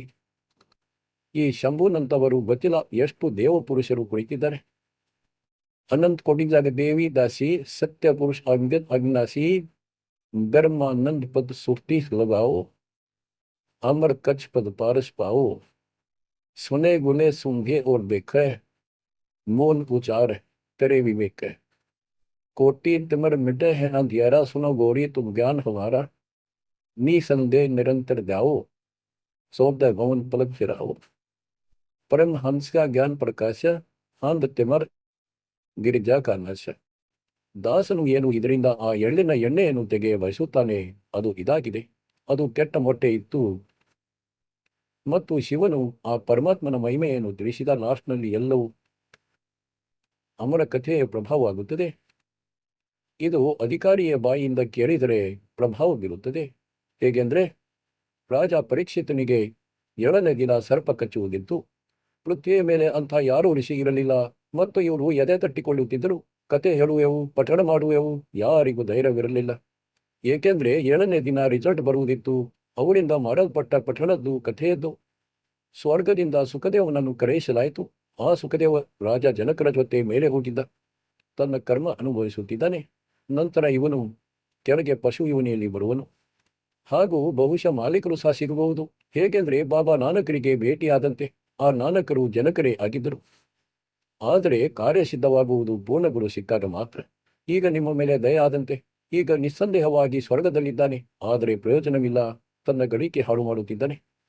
ಆದ್ದರಿಂದ ಅಲ್ಲಿಂದ ಬಂದು ಅವನು ಕತೆ ಹೇಳಿದ ರಾಜ ಪರೀಕ್ಷಿತನಿಗೆ. ಆಗ ಅವನಿಗೆ ಎಷ್ಟು ಲಾಭ ಆಗುವುದಿತ್ತು, ಅದರಿಂದ ಆಯಿತು. ಅದೇ ರೀತಿ ಶಂಕರನ ಮುಖದಿಂದ ಹೊರಬಿದ್ದ ಪರಮಪಿತನ ಅಮರ ಕಥೆಯ ಪ್ರಭಾವ ಎಷ್ಟೊಂದಾಯಿತು ಅಂದ್ರೆ, ಆ ಮೊಟ್ಟೆ ಸ್ವಸ್ಥವಾಯಿತು, ಅದು ಪಕ್ಷಿಯಾಯಿತು, ಆತ್ಮವು ಚಾರ್ಜ್ ಆಯಿತು ಕೇವಲ ಈ ಕಥೆಯಿಂದ. ಹಾಗೂ ಮಕ್ಕಳೇ, ವಾಣಿಯಿಂದ ಏನು ದಾಸನು ವಾಣಿಗಳನ್ನು ಹೇಳುತ್ತಾನೆ.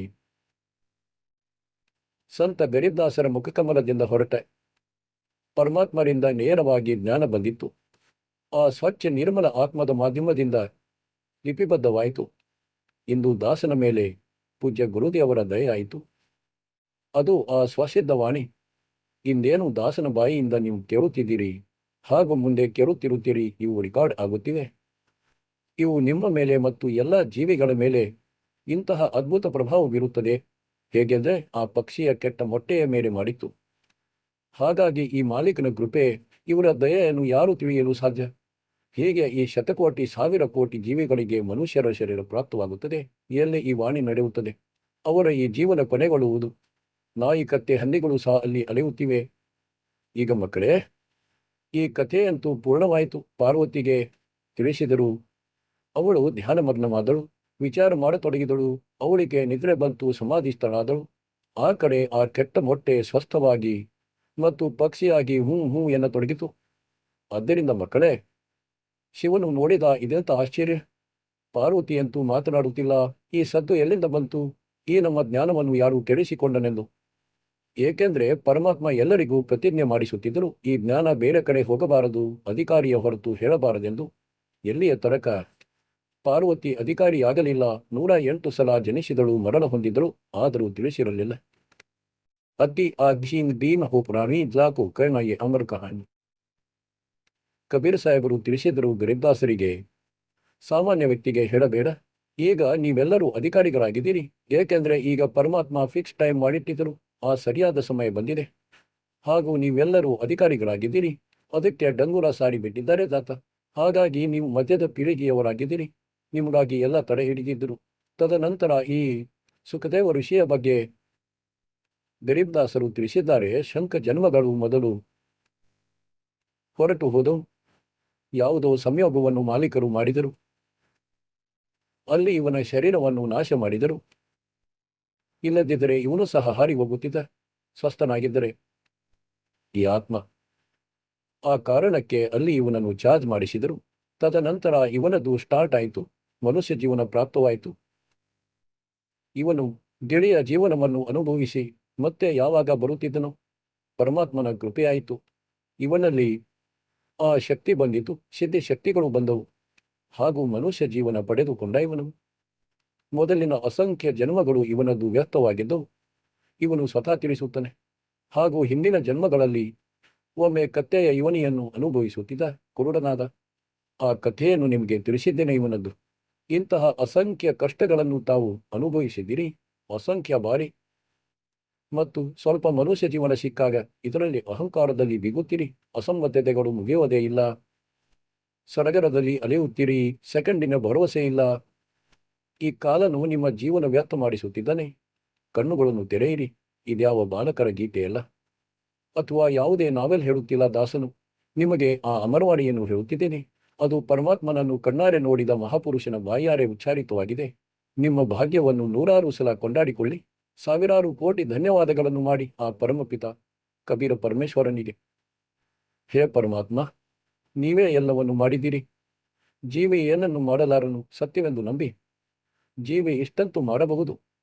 ಈ ಮಾಲೀಕನಿಂದ ದೂರ ಆಗಬಾರದಷ್ಟೇ ಸಾಕು. ಈಗ ಶರಣಪ್ಪಣೆ ಕೋ ಗುರು ಸಂಭಾಲ ಜಾನೆ ಬಾಲಕ ಓಡಾರೆ ಕಹ ಕಬೀರ್ ತುಮ್ ಚರಣ ಚಿತ್ ರಖೋ ಜೋ ಸೋಯೆ ಮೈ ಡೋರಾರೆ ಜೋ ಸೋಯೆ ಮೈ ಡೋರಾರೆ.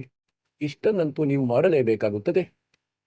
ಇಷ್ಟು ಮಾಡದಿದ್ದರೆ ಕಾರ್ಯವಾಗದು. ಇಷ್ಟೊಂದು ಅಂಟಿಕೊಳ್ಳಬೇಕು. ಜ್ಞಾನದ ಆಧಾರದಿಂದ ನಿಮಗೆ ಈ ಪ್ರೇರಣೆಯಾಗುತ್ತದೆ. ಹಾಗೆಯೇ ಆಗಲಾರದು. ಎಷ್ಟೇ ಪ್ರಯತ್ನಿಸಿಕೊಳ್ಳಿ, ಈ ಜ್ಞಾನ ನಿಮ್ಮನ್ನು ಬಂಧಿಸಿಬಿಡುತ್ತದೆ. 4 ಕಡೆಯಿಂದ ಮನಸ್ಸನ್ನು ತಲೆಹರಟೆ ಮಾಡುವುದನ್ನು ನಿಲ್ಲಿಸಬೇಕಾಗುತ್ತದೆ. ಹಾಗೂ ತಲೆಹರಟೆ ಮಾಡುತ್ತಿದ್ದು ಮತ್ತು ಭಕ್ತಿಯ ನಾಟಕವನ್ನು ಮಾಡುತ್ತಿದ್ದರೆ ಇಂತಹ ದುರ್ಗತಿಯಾಗಿ ಸಾಯುವರು. ಬಹಳ ಕಷ್ಟದಿಂದ ಮಾನವ ಶರೀರ ಸಿಕ್ಕಿದೆ. ಮತ್ತು ಈ ಸಮಯ ಪರಮಾತ್ಮ ಹೇಗೆ ತಂದಿದ್ದಾರೆ? ಈ ಜ್ಞಾನವನ್ನು ಮರೆಮಾಚಿ ಕಣ್ಣ ಮುಚ್ಚಾಲೆ ಮಾಡಿ ದರಂ ದಾಸ್ ಮೇರಿ ಲಾಸ್ ದುಆಯಿ ये मूल ज्ञान कहीं बार न जाए. मूल ज्ञान बाहर जो पढ़ी वो बिचली ಪೀಡಿ ಹಂಸೆ ತಡಿ. ನಿಮಗಾಗಿ ನೀವು ಈ ಮಧ್ಯದ ಪೀಳಿಗೆಯಲ್ಲಿ ಈ ಏನು ಹಂಸಾತ್ಮರಿದ್ದೀರಿ, ಪುತ್ರ ಪುತ್ರಿಯರು, ನಿಮಗಾಗಿ ಈ ಎಲ್ಲವನ್ನು ಮಾಲೀಕರು ಮಾಡಿಟ್ಟಿದ್ದಾರೆ. ಮತ್ತು ಈ ಅಮೂಲ್ಯ ಜ್ಞಾನವನ್ನು ನೀವು ಕಡೆಗಣಿಸುತ್ತೀರಿ ಎಂದಾದರೆ ನಿಮ್ಮಂತಹ ಬಾಲಕ ಮತ್ತು ಮಹಾಮೂರ್ಖ ಇಲ್ಲ ಈ ಭೂಮಿಯ ಮೇಲೆ. ನೋಡಿ, ಈ ಜ್ಞಾನ ಇಷ್ಟೊಂದು ಅದ್ಭುತವಾಗಿದೆ. ನೀವು ಕೇಳುತ್ತಾ ಇರಿ. ಈ ಮನಸ್ಸು ಸೈಡ್ ಆಗುತ್ತದೆ. ಆತ್ಮವು ಮಾಲೀಕರಿಗೆ ಪೂರ್ತಿ ಸಮರ್ಪಿತವಾಗುತ್ತದೆ. ಯಾವ ದಿನ ಈ ಆತ್ಮಕ್ಕೆ ತಿಳಿದು ಬರುತ್ತದೆಯೋ ಆ ದಿನ ಮನಸ್ಸಿಗೆ ಸಾಹಸವಿಲ್ಲ ನಿಮ್ಮನ್ನು ಗೊಂದಲಕ್ಕೆ ತಳ್ಳುವಂತೆ. ಅದಕ್ಕಾಗಿ ಈ ಜ್ಞಾನವನ್ನು ನಿಯಮಿತವಾಗಿ ಕೇಳುವುದು ಅತಿ ಅವಶ್ಯಕವಾಗಿದೆ. ಇದನ್ನು ಕೇಳುತ್ತಾ ಇರಿ. ಒಂದೇ ದಿನದಲ್ಲಿ BA MA ಮಾಡಿಕೊಳ್ಳುವುದಿಲ್ಲ ಬಾಲಕ. ವಿಷಯ ಅದೇ ಆಗಿರುತ್ತದೆ, ಅಕ್ಷರ ಅವೇ ಆಗಿರುತ್ತವೆ. ಆದರೆ ಅವುಗಳಲ್ಲಿ ಮುಂದೆ ಓದುತ್ತಾ ಓದುತ್ತಾ ಜ್ಞಾನದ ಅಂತರವಾಗುತ್ತಾ ಹೋಗುತ್ತದೆ. ಆದ್ದರಿಂದ ಅದೇ ಪ್ರಕಾರ ದಾಸನೊಬ್ಬ ಟೀಚರ್ ಆಗಿದ್ದಾನೆ, ನೀವು ಸ್ಟೂಡೆಂಟ್ ಆಗಿದ್ದೀರಿ. ಈ ಪೀರಿಯಡ್ ಅನ್ನು ಅವಶ್ಯವಾಗಿ ಅಟೆಂಡ್ ಮಾಡುತ್ತಾ ಇರಿ. ಇದರಿಂದಲೇ ನಿಮ್ಮ ಮೋಕ್ಷವಾಗುತ್ತದೆ, ನಿಮ್ಮ ಜ್ಞಾನ ವೃದ್ಧಿಸುತ್ತದೆ. ಜ್ಞಾನ ವೃದ್ಧಿಯಾದರೆ ಧೈರ್ಯ ಹೆಚ್ಚುತ್ತದೆ, ವಿಶ್ವಾಸ ಹೆಚ್ಚುತ್ತದೆ. ಹಾಗೂ ವಿಶ್ವಾಸವಾದರೆ ಆಗ ದೋಣಿ ದಡಕ್ಕೆ ತಲುಪುತ್ತದೆ. ಮಕ್ಕಳೇ, ನಿಮಗೆ ಆ ಅಮರವಾಣಿಯನ್ನು ಕೇಳಿಸುತ್ತೇನೆ. ಅದನ್ನು ಪರಮಾತ್ಮನ ಪ್ರಿಯ ಆತ್ಮ, ಭಕ್ತಿಯಿಂದ ಪರಿಪೂರ್ಣ ನಿರ್ಮಲ ಸ್ವಚ್ಛ ಆತ್ಮ ಸಂತ ಗರೀಬ್ದಾಸರ ಮೂಲಕ ಹೇಳಲಾಗಿದೆ. ಅವರು ಭಗವಂತರನ್ನು ಕಣ್ಣಾರೆ ನೋಡಿದರು, ಭಗವಂತರಿಗೆ ಭೇಟಿಯಾದರು. ಚಿಕ್ಕವರಿದ್ದಾಗ ಕೇಳುತ್ತಿದ್ದೆವು, ಪರಸ್ಪರನಲ್ಲಿ ತಿಳಿಸುತ್ತಿದ್ದರು ಹಿರಿಯರು ಅಥವಾ ತಂದೆ ತಾಯಿ. ಯಾರಿಗೂ ಹೇಳಿದರೆ ಅವನು ಹೇಳುತ್ತಿದ್ದ ಆ ಮಾತು ಹೀಗಿದೆ. ಹೇಳುತ್ತಿದ್ದರು, ನೀನೇನು ರಾಮನಿಗೆ ಭೇಟಿಯಾಗಿ ಬಂದಿರುವೇನು? ಇಷ್ಟೊಂದು ನೀನು ವಿಶ್ವಾಸದಿಂದ ಹೇಳುತ್ತಿರುವೆ. ಆದ್ದರಿಂದ ಗರೀಬ್ದಾಸರು ರಾಮನಿಗೆ ಭೇಟಿಯಾಗಿ ಬಂದಿದ್ದರು. ಎಲ್ಲ ಮಾತುಗಳು ವಿಶ್ವಾಸಕ್ಕೆ ಯೋಗ್ಯವಾಗಿವೆ. ಈಗ ಸುಖದೇವರ ವಿಷಯದಲ್ಲಿ ಈ ಅಮರ ಗ್ರಂಥದ ವಾಣಿ, ಈ ಅಮರವಾಣಿ ಹೇಳುತ್ತೇನೆ. ಕಥೆಯನ್ನಂತೂ ನಿಮಗೆ ತಿಳಿಸಿದ್ದೇನೆ, ಅವಶ್ಯಕವಿದ್ದರೆ ಅಲ್ಲಿ ಮೌಖಿಕವಾಗಿ ಕೂಡ ಹೇಳುತ್ತೇನೆ. ಈಗ ಸುಖದೇವನ ಜನ್ಮವಾದಾಗ ಮತ್ತು ಬ್ರಹ್ಮ ವಿಷ್ಣು ಮಹೇಶರು ಅಲ್ಲಿ ಬರುತ್ತಾರೆ. ಹಾಗೂ ಅವನು ಅವರಿಗೆ ಹೇಳುತ್ತಾನೆ, ನಿಮ್ಮ ಮಾಯೆಯನ್ನು ತಡೆಯಿರಿ, ಆಗ ನಾನು ಹೊರಗೆ ಬರುತ್ತೇನೆ. ಬೋಲ್ಲೆ ಪಂಚಿ ಭಜನ್ ಉಚಾರಿ ಮಾತಾ ಕೋ ಸುಖದೀನ್ ನ ಬಾರಿ ಮಾತಾ ಕೆ ಪುತ್ರ ಸುಖದೇವ ಗರ್ಭ ಜುಮಿ ಮತ್ ಆವೋ ಫೇವ. ಬ್ರಹ್ಮ ವಿಷ್ಣು ಮಹೇಶರು ಬಂದು ಹೇಳತೊಡಗಿದರು ವ್ಯಾಸನ ಪತ್ನಿಗೆ, ಅಂದರೆ ನಿಮ್ಮ ಹೊಟ್ಟೆಯಲ್ಲಿ ಗರ್ಭದಲ್ಲಿ ಮಗು ಇದೆ. ಅದಕ್ಕೆ ಅವನ ತಾಯಿ ಹೇಳಿದಳು, ನನಗಂತೂ ಇಲ್ಲಿಯ ತನಕ ಅನುಭವ ಕೂಡ ಆಗಲಿಲ್ಲ ನನ್ನ ಹೊಟ್ಟೆಯಲ್ಲಿ ಮಗು ಇದೆ ಎಂದು. ನನಗೆ ಕಷ್ಟವಾಗಲಿಲ್ಲ. ಗರ್ಭದಲ್ಲಿ ಮಗು ಇದ್ದರೆ ತಾಯಿ ಬಹಳ ದುಃಖಿಯಾಗುತ್ತಾಳೆ. ಅದಕ್ಕಾಗಿ ತಾಯಿ ಪುತ್ರನಾಗುವ ಮೊದಲೇ ಅವನ ಹೆಸರು ಸುಖದೇವನೆಂದು ಇಟ್ಟಳು. ಸುಖದೇವ ಅಂದರೆ ಸುಖ ನೀಡಿದ ಇವನು ತಾಯಿಗೆ ಗರ್ಭದಲ್ಲಿ ದುಃಖಿ ಮಾಡಲಿಲ್ಲ. ಬೋಲ್ಲೆ ಸುಖದೇವ್ ವಿವನ್ವಾಣಿ ಧರ್ಮ ವಿಷ್ಣು ಮಹೇಶ್ವರ್ತಾನಿ ಕೋಟಿ ಕೋಟಿ ಭುಕ್ತಿ 84 ಕಟ್ಟೋ ಫಂದ್ ಪುರುಷ ವಿನಾಶಿ. ಅಂದರೆ ನಾನು ಬಹಳ ಕೋಟಿ ಕೋಟಿ ಸಲ 84 ಲಕ್ಷ ಪ್ರಕಾರದ ಈ ಕಷ್ಟಗಳನ್ನು ಅನುಭವಿಸುವೆ. ಹೇ ಅವಿನಾಶಿ, ಈಗ ಇವರಂತೂ ಬ್ರಹ್ಮ ವಿಷ್ಣು ಮಹೇಶ್ವರನ್ನೇ ಅವಿನಾಶಿಗಳೆಂದು ನಂಬುತ್ತಿದ್ದರು. ನನ್ನ ಈ ಪಾಪ ನಾಶ ಮಾಡಿ, ನನ್ನ ಈ ಬಂಧನ ಕತ್ತರಿಸಿ. ತಿವು ದೇವಾ ಜಬ್ ಥಮ್ ಬಿ ಮಾಯಾ ಗರ್ಭ ಉದರಸೆ ಬಾಹರ್ ಆಯ. ಯಾವಾಗ 3 ದೇವತೆಗಳು ಮಾಯೆಯನ್ನು ತಡೆದರು, ಆಗ ಅವನು ತಾಯಿಯ ಗರ್ಭದಿಂದ ಹೊರಬಂದ. ಓಲ ನಾಲ್ಕಸಿ ಕಮರ್ ಮುತಂಗ ಚರ್ಲ ಸುಬಿದೇವ್ ಬದ್ಖಿಡ್ ಸಂಗ. ಈಗ ನೋಡಿ ಎಲ್ಲಿಂದ ಆರಂಭವಾಯಿತು. ಸ್ವಲ್ಪವೇ ಇವನ ಬ್ಯಾಟರಿ ಚಾರ್ಜ್ ಆಯಿತು, ಅದರಿಂದ ಆಕಾಶದಲ್ಲಿ ಹಾರುವ ಶಕ್ತಿ ಬಂತು. ಹೇಗೆ ಬಂತು? ಶಿವನ ಮುಖದಿಂದ. ಆ ಅಮರ ಪುರುಷ ಸಮರ್ಥ ಶಕ್ತಿಯ ಮಹಿಮೆಯನ್ನು ಕೇಳಿದರಿಂದ. ಏಕೆಂದರೆ ಹಿಂದಿನ ಚರ್ಚೆಯಲ್ಲಿ ಪಾರ್ವತಿಗೆ ಮಹಾದೇವ ಹೇಳುತ್ತಾನೆ, ಆ ಪರಮಾತ್ಮ ಸಕ್ಷಮರಾಗಿದ್ದರೆ ಅವನು ಎಲ್ಲಕ್ಕಿಂತ ಮೇಲೆ ಮತ್ತು ಅಂತ್ಯದಲ್ಲಿ ಇರುತ್ತಾನೆ. ಅಲ್ಲಿ ಬ್ರಹ್ಮ ವಿಷ್ಣು ಮಹೇಶರು ಹೋಗಲು ಸಾಧ್ಯವಿಲ್ಲ. ಅದೇ ಮಾರ್ಗದ ವಾಣಿಯನ್ನು ತಿಳಿಸಿದನು. ಅದು ಅಮರಕಥೆಯಾಗಿತ್ತು. ಮತ್ತು ಎಷ್ಟೊಂದು ಬ್ಯಾಟರಿ ಚಾರ್ಜ್ ಆಗುವುದಿತ್ತು, ಆಗಿಬಿಟ್ಟಿತು ಅವನದು. ಪಾರ್ವತಿಯದು ಆಯಿತು. ಪಾರ್ವತಿ ಮಾನವಳಿದ್ದಳು. ಅವಳಿಗೆ ಮಂತ್ರ ಸಿಕ್ಕಿದೆ, ಅದನ್ನು ಜಪ ಮಾಡುತ್ತಾಳೆ. ಅವಳದು ದೀರ್ಘಾಯು ಆಯಿತು. ಇವನಿಗೆ ಮಾನವ ಶರೀರ ಪ್ರಾಪ್ತವಾಯಿತು. ಈಗ ಏನು ಹೇಳುತ್ತಾರೆ? ಯಾವಾಗ ತಾಯಿಯ ಹೊಟ್ಟೆಯಿಂದ ಹೊರಬಂದನೋ ಆಗ ತನ್ನ ಗರ್ಭನಾಳವನ್ನು ಏನು ಮಗುವಿನ ಹೊಕ್ಕಳು ಬಳ್ಳಿ, ಕರುಳ ಬಳ್ಳಿ ಇರುತ್ತದೆ, ಗರ್ಭದಲ್ಲಿ ತಾಯಿಯ ನಾಭಿಯಿಂದ ಕತ್ತರಿಸಲ್ಪಟ್ಟು ಮಗುವಿನ ನಾಭಿಗೆ ಜೋತು ಬಿದ್ದಿರುತ್ತದೆ. ಅವನು ಅದನ್ನು ಎತ್ತಿಕೊಂಡು ಹೆಗಲ ಮೇಲೆ ಹಾಕಿಕೊಂಡ. ಈಗ ಇಲ್ಲಿ ಬೆಲ್ಟ್ನಂತೆ ಕಟ್ಟಿಕೊಂಡನೆಂದು ತಿಳಿಸುತ್ತಾರೆ. ಹಾಗೂ ಹಾರಿ ಹೋದ ಆಕಾಶದಲ್ಲಿ. ಹಿಂದಿಂದೆ ಅವನ ತಂದೆ ವ್ಯಾಸ ಹೋಗುತ್ತಾನೆ. और नाल कसी कमर मुतंगा चल सुखदेव बंखड़ संगा पुत्र पुत्र व्यास कर तेरे व्यासनु पुत्र हे मगु निल्लो। सुखदेव बोला माया मोह कछोनी मेरे कौन पुत्र को पिता कहावे सबद स्वरूप रहे निर्दाव। कौन पुत्र को पिता कहावे समद स्वरूप रहे निर्दाव। 5 तत्व वो 3 समानना पान पान में पद तान। ವ್ಯಾಸ ಪುತ್ರ ಸೆ ಕೀನ್ನೆ ಪ್ಯಾರ. ವ್ಯಾಸನಂತೂ ತನ್ನ ಮಗನೆಂಬ ಮೋಹದಿಂದ ಅವನನ್ನು ಪ್ರೀತಿಸುತ್ತಿದ್ದಾನೆ. ಸುಖದೇವ್ ಬಿಡ ಸಬದ್ ನೂಕಾರ ಖೋಜ್ ನ ಪಾಯ ವ್ಯಾಸ ಗುಸಾಯಿ ಮಿಲ ನಹಿ ಉರುಟ್ ಕರ್ ಆಯಿ. ಮತ್ತು ಮುಂದೆ ಹೋಗಿ ಆಕಾಶದಲ್ಲಿ ಹಾರಿದ. ಹಾಗೂ ವ್ಯಾಸನಿಗೆ ಪುತ್ರ ಪ್ರಾಪ್ತನಾಗಲಿಲ್ಲ. ಮರಳಿ ಬಂದು ಬಿಟ್ಟರು. ಆಜ್ಞೆ ಜಾಯೆ ಬಹೆ ಪ್ರಚಂಡ ದೇಸಿಯ ನದಿ 18 ಗಂಬ. ಈಗ ಸುಖದೇವನು ರಾಜ ಜನಕನಿಂದ ಉಪದೇಶ ಪಡೆದ. ಈಗ ಅವನ ಕಥೆ ಬರುತ್ತದೆ. ಸುರ್ನರ್ ಮಣಿಗಳ್ ಗಂಧರ್ವ ज्ञानी सबसे ऊंचा है अभिमानी अदर विमान सदैव मन रूपा गर्भ ಯೋಗೇಶ್ವರ ಜ್ಞಾನ ಸ್ವರೂಪ. ಸೂರನರ ಮುನಿಜನ ಎಷ್ಟೆಲ್ಲ ಋಷಿಗಳಿದ್ದರು, ಗಂಧರ್ವರಿದ್ದರು, ವಿದ್ವಾನರಿದ್ದರು, ತನ್ನ ಅಭಿಮಾನದ ಆಧಾರದಿಂದ ತನ್ನನ್ನು ಅವರೆಲ್ಲರಿಗಿಂತ ಮೇಲೆಂದು ನಂಬುತ್ತಿದ್ದ. ಹಾಗೂ ಎಲ್ಲರೊಂದಿಗೆ ವಾದ ವಿವಾದ ಮಾಡುತ್ತಿದ್ದ. ಅದರ್ ವಿಮಾನ್ ಚದೇಮದ ರೂಪ ಗರ್ಭ ಯೋಗೇಶ್ವರ ಜ್ಞಾನ ಸ್ವರೂಪ. ಅವನನ್ನು ಗರ್ಭ ಯೋಗೇಶ್ವರನೆಂದು ಕರೆಯತೊಡಗಿದರು. ತಾಯಿಯ ಹೊಟ್ಟೆಯಿಂದಲೇ ಯೋಗಿಯಾಗಿ ಹೊರಗೆ ಬಂದ ಭಕ್ತನಾಗಿ. ಗಿರಿವಾದಿ ಯೋಗಿ ಯಾದಕರ್ विचरा तीनों भोग सतपुर जनक विदयन पावन ही मोक्ष. ವಾದಿ ಯೋಗಿ ವಾದ ವಿವಾದ ಮಾಡುವವನು 3 ಲೋಕಗಳಲ್ಲಿ ಸುತ್ತಾಡುತ್ತಿದ್ದ. ಆದರೆ ಎಲ್ಲಿಯ ತನಕ ರಾಜ ಜನಕನನ್ನು ಸದ್ಗುರು ಮಾಡಿಕೊಳ್ಳಲಿಲ್ಲವೋ ಅವನಿಗೆ ಸ್ವರ್ಗದ ತನಕ ಹೋಗುವ ಸೌಲಭ್ಯ ಸಹ ಸಿಗಲಿಲ್ಲ. इंद्रिय 5 25 साधी कर्म योगेश्वर योगी वादी.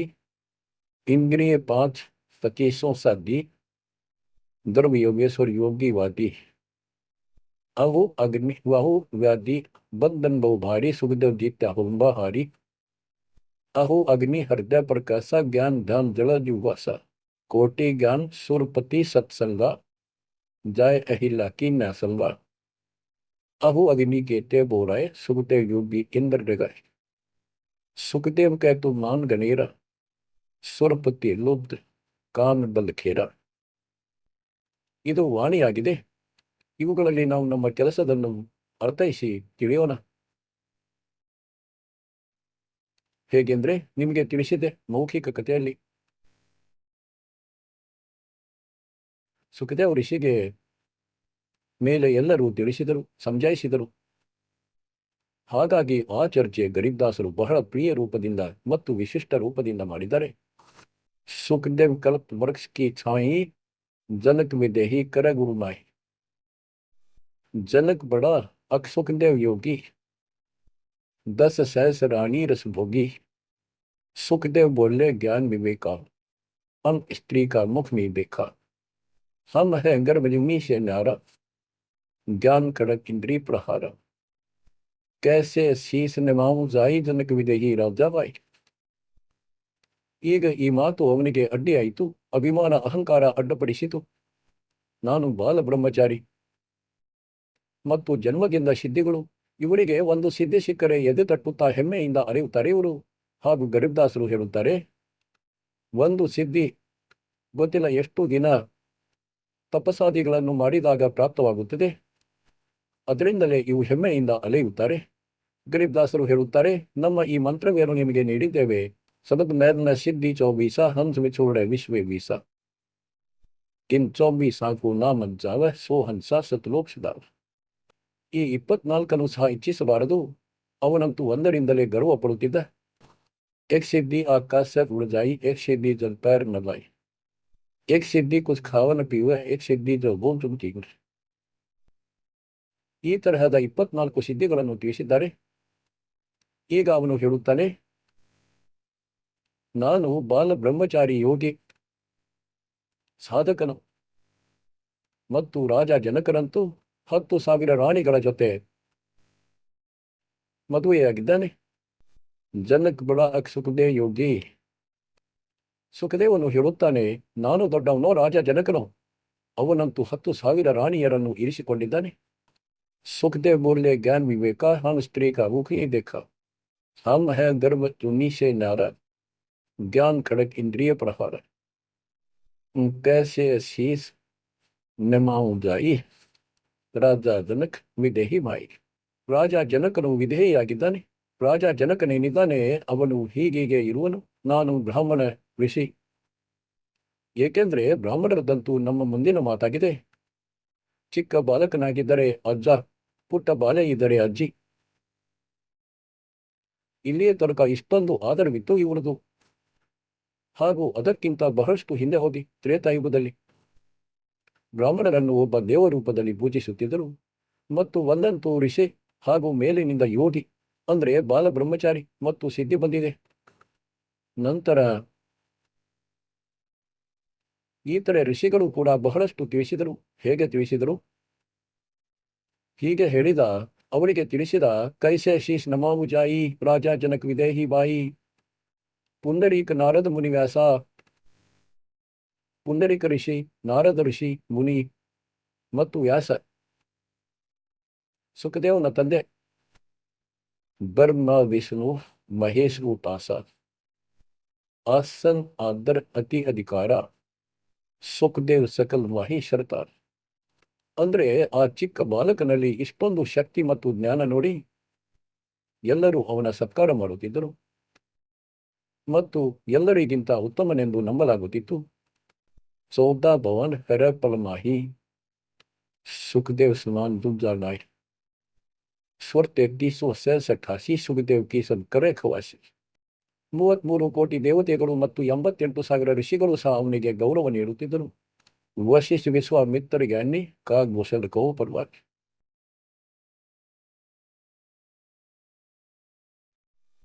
गिरिव काग बुसंडी दानधर, बहेजु पद परवान, आदि नीत अधिकादन, ಸುಖದೇವ್ ಮೂಡ್ ಅಜ್ಞಾನ. ಮಕ್ಕಳೇ, ಕಾಕಭೂಷಣಿಯು ಹೇಳಿದ, ನೀವು ಗುರು ಸಹ ಮಾಡಿಕೊಂಡಿಲ್ಲ, ಇಷ್ಟೊಂದು ಅಹಂಕಾರ ಪಡುತ್ತಿದ್ದೀರಿ. ನಂತರ ತನ್ನದನ್ನು ತಿಳಿಸಿದ, ನಾನು ಕೂಡ ಹೀಗೆ ಇದ್ದೆ, ಯಾವ ಕೆಲಸಕ್ಕೆ ಬಾರದವನಂತೆ. ಭಕ್ತಿಯಲ್ಲಿ ಆಸಕ್ತಿ ಇರಲಿಲ್ಲ. ತನ್ನೆಲ್ಲ ಕಥೆಯನ್ನು ತಿಳಿಸಿದ. ಆದರೆ ಸುಖದೇವನಿಗೆ ಅಹಂಕಾರವಿತ್ತು. ಒಂದು ಸಹ ತಿಳಿಯುತ್ತಿರಲಿಲ್ಲ. ಸನಗ್ ಸನಂದನ್ ನಾರದ್ ಬಾಯಿ ಸುಖದೇವ್ ಕೋ ಜ್ಞಾನ ಹೋ ಸಂತ.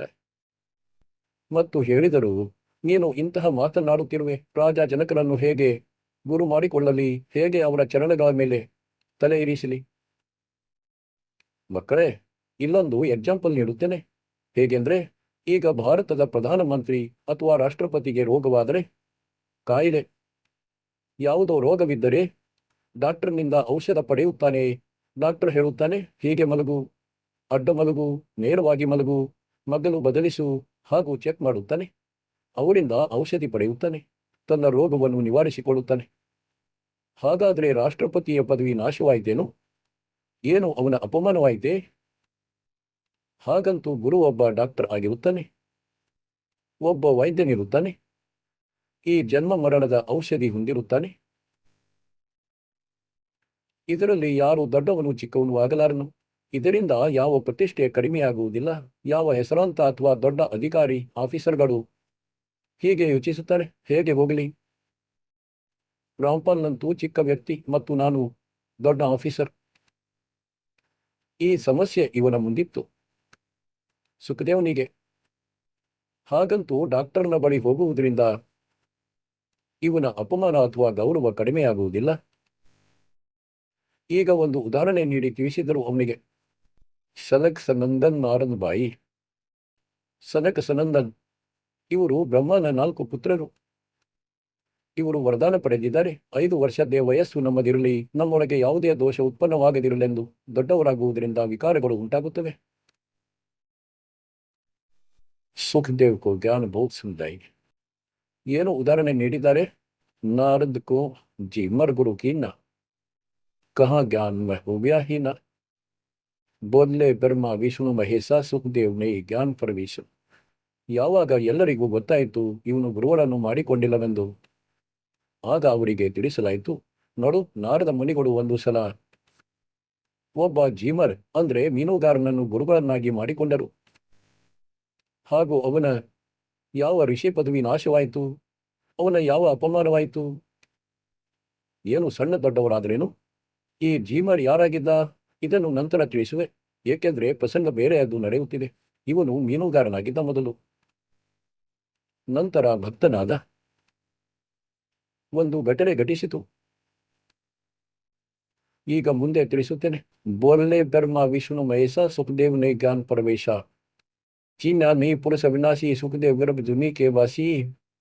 जनक विदेही करो गुरु सोई. गर्भ जुनी से छुटावा तो ही. जन्नत विदेही का ज्ञान है न्यारा, सुखदेव गर्भ जुनी अवतार. दूनी संकट दे कहाई, गर्भ जुनी आज्ञा है भाई. जुनी संकट दे कहावे, गर्भ जुनी कोई परला नसार. गर्भ जुनी है मान बढ़ाई, सो सुखदेव तुम माही बसाई. ಇದೇನು ಅಹಂಕಾರವಿದೆ, ಇದು ಮೂಲ ಕಾರಣವಾಗಿದೆ. 84 ಲಕ್ಷ ಯೋನಿಗಳಲ್ಲಿ ಹೋಗಲು ಪರಮಾತ್ಮನಿಗೆ ಅಹಂಕಾರ ಇಷ್ಟವಿಲ್ಲ. ಜನಕ್ ವಿದೇಹಿ ಕರುದಿದ್ದಾರ तो तुम गर्भ जुनी से नार.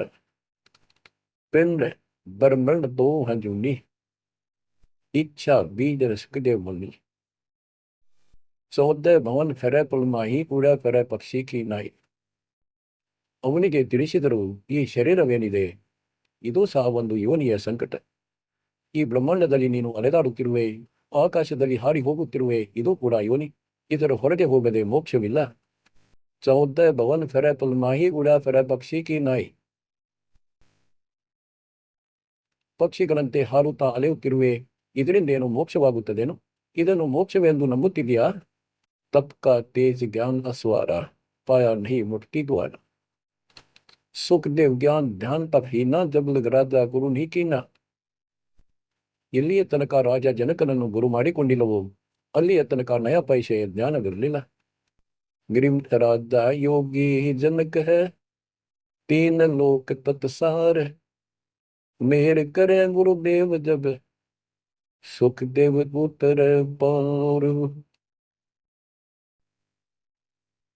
ಏನು ತಿಳಿಸಿದರೆಂದರೆ, ರಾಜ ಜನಕರಿಂದ ನಾಮ ಪಡೆದರೆ ನಿನಗೆ ಲಾಭವಾಗುತ್ತದೆ, ಇಲ್ಲದಿದ್ದರೆ 84 ಲಕ್ಷ ಯೋನಿಗಳು ತಯಾರಿವೆ ನಿನಗಾಗಿ.